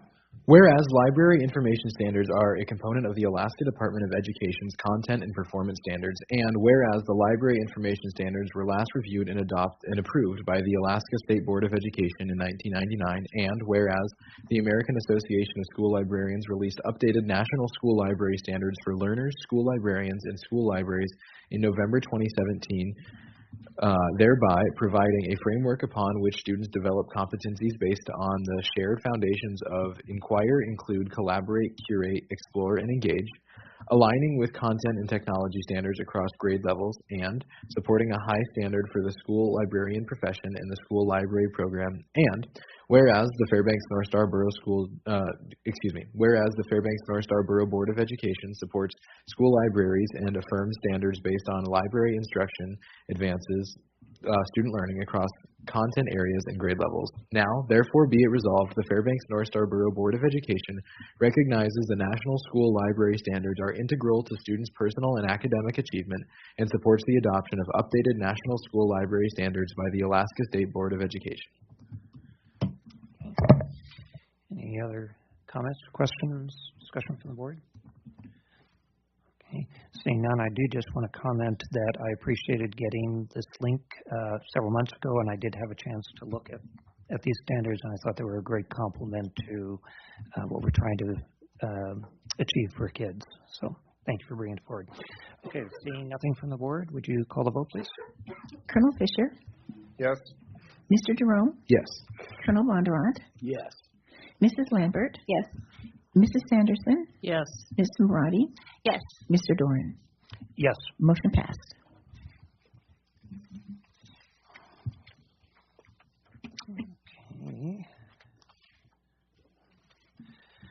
Okay. Okay, that brings us to the end of our agenda. Actually, every time I look up at the clock, I keep thinking the clock stopped. It's this hour earlier than we normally at. So we're up to board and superintendent comments and committee reports. Our goal here is effective communication, establish relevant, inclusive, and consistent two-way communication to enable and encourage student, parent, staff, and community connectedness with the district and increase the diversity of voices within the district. And that being said, we start with Colonel Fisher. No comments this evening, thank you. Colonel Bondurant? I have nothing further, thanks, Tim. Okay. Ms. Lambert? Briefly, just the policy review committee has a meeting on February 27th. That's a Wednesday from 6 to 7th on the 4th floor of the district building. So just for those members out there and anybody else who would like to attend, that's when our first meeting of the year will be. I had a chance to see Newsies at Lathrop, and wow. It was just a phenomenal performance. It was a Broadway performance in Fairbanks. It was that good. It was much more than just a high school performance or a high school production. It was truly amazing, and congratulations to everyone who had anything to do with that. And all the kids who participated, because it was really, really something to see. And just for the comments tonight, I don't mean to be a naysayer or to be the rut that stops everything from going. I really think that, I think we just need some more guidance on the policy. And if somebody showed up at my door at 2 o'clock in the morning, there's no way that I would turn them away without doing everything I could possibly to do to find a place for them. So it's not that's not what this is about. And I know that everybody in our district is the same way and will do anything they can and bend over backwards to help any student who's in need for any reason. So I just want to make sure that everybody is protected when we have these types of policies, and that's why I was throwing up some hurdles tonight. But again, that's not the intent. I know what the intent is, and I know everybody here has big hearts, and all they want to do is help kids. But I just want to make sure we're doing it right. Ms. Marotti? Promise I don't have any more questions. I just wanted to thank Crawford Elementary for their beautiful choir. That was, they give me goosebumps. It was so good.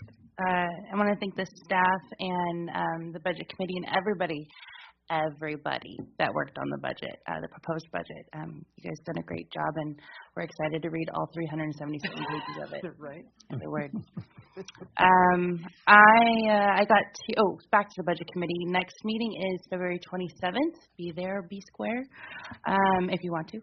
And I got to judge the academic decathlon, the regional academic decathlon this year, and it was the highlight of my year. Those kids are amazing, and congrats to all the high schools that participated, and they are all going to state later this month, so that was definitely a highlight. And I just thank everybody for listening in, attending, and the board for all your hard work. Ms. Anderson? I'd like to thank everybody for their participation for tonight's meeting and the presentation of the budget. I got a really neat opportunity to go to Crawford Elementary to observe their Black History Wax Museum. It was a fine presentation. The students were on point. They were in costume and character, and I actually learned a few things that I didn't know. So I appreciate their presentation and all the hard work that those students did to present that, to bring it forward. Also, I got an opportunity to go to Lathrop. I actually spent 2 days visiting Lathrop, but my second day, I got a chance. My first day, I did the innovations, so I spent a lot of time talking actually to students and just getting their take on why that piece of their school is working for them instead of them being a part of the regular. And a lot of those students expressed that it allowed them to really come out of their classrooms and really stay focused. Some students who wouldn't be able to play sports, eligible to play sports, were able to really focus on their work, bringing their grades up. Students felt that they could pace themselves at their own pace, and one student talked about the AP courses and how he's able to be on track to courses that he wants, things he's interested in. And talking with the staff that's helping provide that support to those students, I heard from them that it's costly, but it's working. It's not a fit for all of our students in the district, but those students that are willing to engage and try it, that they are really, the numbers are up. The first year they graduated 12 students that were not on track to graduate, one being an Alaska Native student who was the first in his family to graduate. He was working at such a capacity he had not realized that he had already achieved his goal and had actually gotten beyond the credits that he needed. So that was awesome to hear. And just in Anchorage, I think this whole month was Black History Month. They're doing Trailblazers, and part of that is to feature African American contributions in the state of Alaska, in the history of Alaska. And featured, of course, is Miss Betty Davis, which we just lost her, a friend of education, an avid supporter, and a fierce competitor, fierce when you came into her presence, if you weren't fully funding and talking about something that helped in advance students in their situation. So thank you. Mr. Durham? Feeling a little talkative today. Just asked Mr. Shannon at Hutchinson High School. Just have a couple of things that I do want to bring to the board and the public's attention. The first one was I just want to give, I really hope they're still listening, but Mr. Pitney and Mrs. Wool for the peaceful discord they had about the gun safety ideas. And Mr. Pitney said it himself that he might disagree with Mrs. Wool on the other aspects of gun control measures and gun safety, but they were both able to be up there and give their opinions in a very calm, peaceful way. And I think that was a perfect example for students and adults alike on how we can do stuff like that. The second thing is heavier for sure, and I want to bring attention to the fact that there is not enough that we can do to prevent teen e-cigarette use. I'm going to call it vaping because that's what the vernacular is amongst my age group. And I think that starts with parent awareness, and this is something that the whole community the whole community needs to focus on, and that starts with parent awareness. So for any parents listening, please do some research on the effects of teen nicotine use and what it does for teen brains, and the possibility for other things like chemical burns and wet lung, and specifically look up a company called Juul Labs. That's probably the most commonly used product on the market. It's JUUL, and that's just parents and stakeholders in our community, teachers, support staff, nurses. I think everybody needs to be familiar with what these companies' motives are, and that's really important to me because I see it as an epidemic. And in fact, I have a New York Times article pulled up on my laptop right now, and this is the big quote I want to bring attention to. The percentage of seniors who said they had vaped within the past 30 days, an indication of more frequent use, just about double, rising to 21% in 2018 from 11% in 2017. That's 1/5 of high school seniors reporting that they had some form of continued use. So that's alarming to me, and I think that there's not enough that as a community we can do to stop that because we don't know the implications yet. And then my last thing, to try to bring it back to a more positive note, is I saw a really inspiring thing on Twitter this past week, and it was there's a third grade class asked to write comments about what they wish their teacher knew, so I wanted to share a couple of them. This third grader said, and this isn't from our district, this is from a different school district, but I just wanted to share it. She works hard, she loves us, she don't quit. I wish my teacher knew that I try my hardest, but some things I don't understand. I wish my teacher knew that we don't want you to leave. I wish my teacher knew that I only fall asleep when I'm not able to go to sleep at night. And then my favorite one, I wish my teacher knew how smart some of the bad kids are. And I really just think that goes to show a universal appreciation that we have. Those were third grade students, but all the way up through juniors and seniors in high school, we really do appreciate our teachers and everything that they do for us. So just wanted to end on that note, and have a great couple of weeks, everybody. Thanks. Dr. Bork? I just want to thank Alden for his insightful comments all the time. Yeah, I really appreciate your contributions, and especially that you engage during policy discussions and bring your perspective. So I have no other announcements, so thank you. I have just a couple here. Again, want to recognize the Crawford Singers and Caribou Chorus for what a wonderful job they did and really started our meeting off on such a wonderful note, literally, and under the direction of Ms. Lawrence. This, as was noted, this is Black History Month. It's been really nice going to some of the schools, and you see some of the displays up and the studies that students are doing. And there is a Black History Month contest underway. There's information on this on the district website. Submissions are due next Tuesday, February 12th, so we just want to get word out on that. And also to recognize the Daily News Miner also has information, has done a display of information of Black contributors to jazz music in this particular one, but I think that community effort is really good.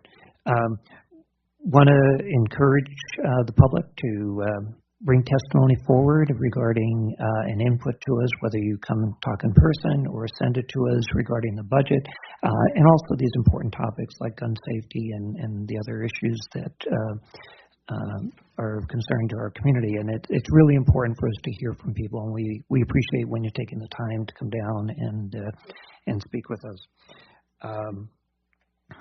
Newsies, yes, was a wonderful, wonderful production, and I couldn't help but go through it and say, okay, what are these academic standards that they are just showcasing, literally? And I was thinking, we don't really test very often the oral standards in language arts, and there they were completely on display, as well as, it was really STEAM and lots of arts and energy and the planning that goes into doing the design of the set and making sure people don't run into each other. I mean, I had a ball just enjoying the show and the New York accents that they threw in. It brought me back to my boyhood days as a newsboy in New York. Let's see.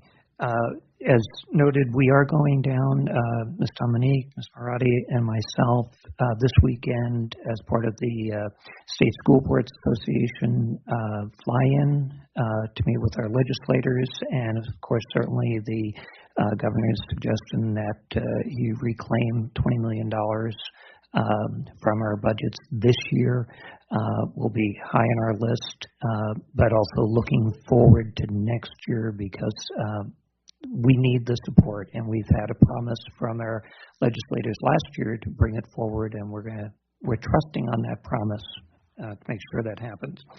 And finally, I'd like to thank KUAC, who facilitates coverage, radio coverage of our meetings starting at 6 o'clock. They do make a change in channel at 7. That's why we make that mid-meeting announcement.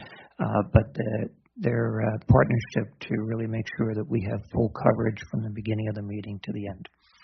Okay, and unless I see anything else from the board, I entertain a motion to adjourn. Move to adjourn. Okay, we have a second. We're adjourned. Okay, thank you very much.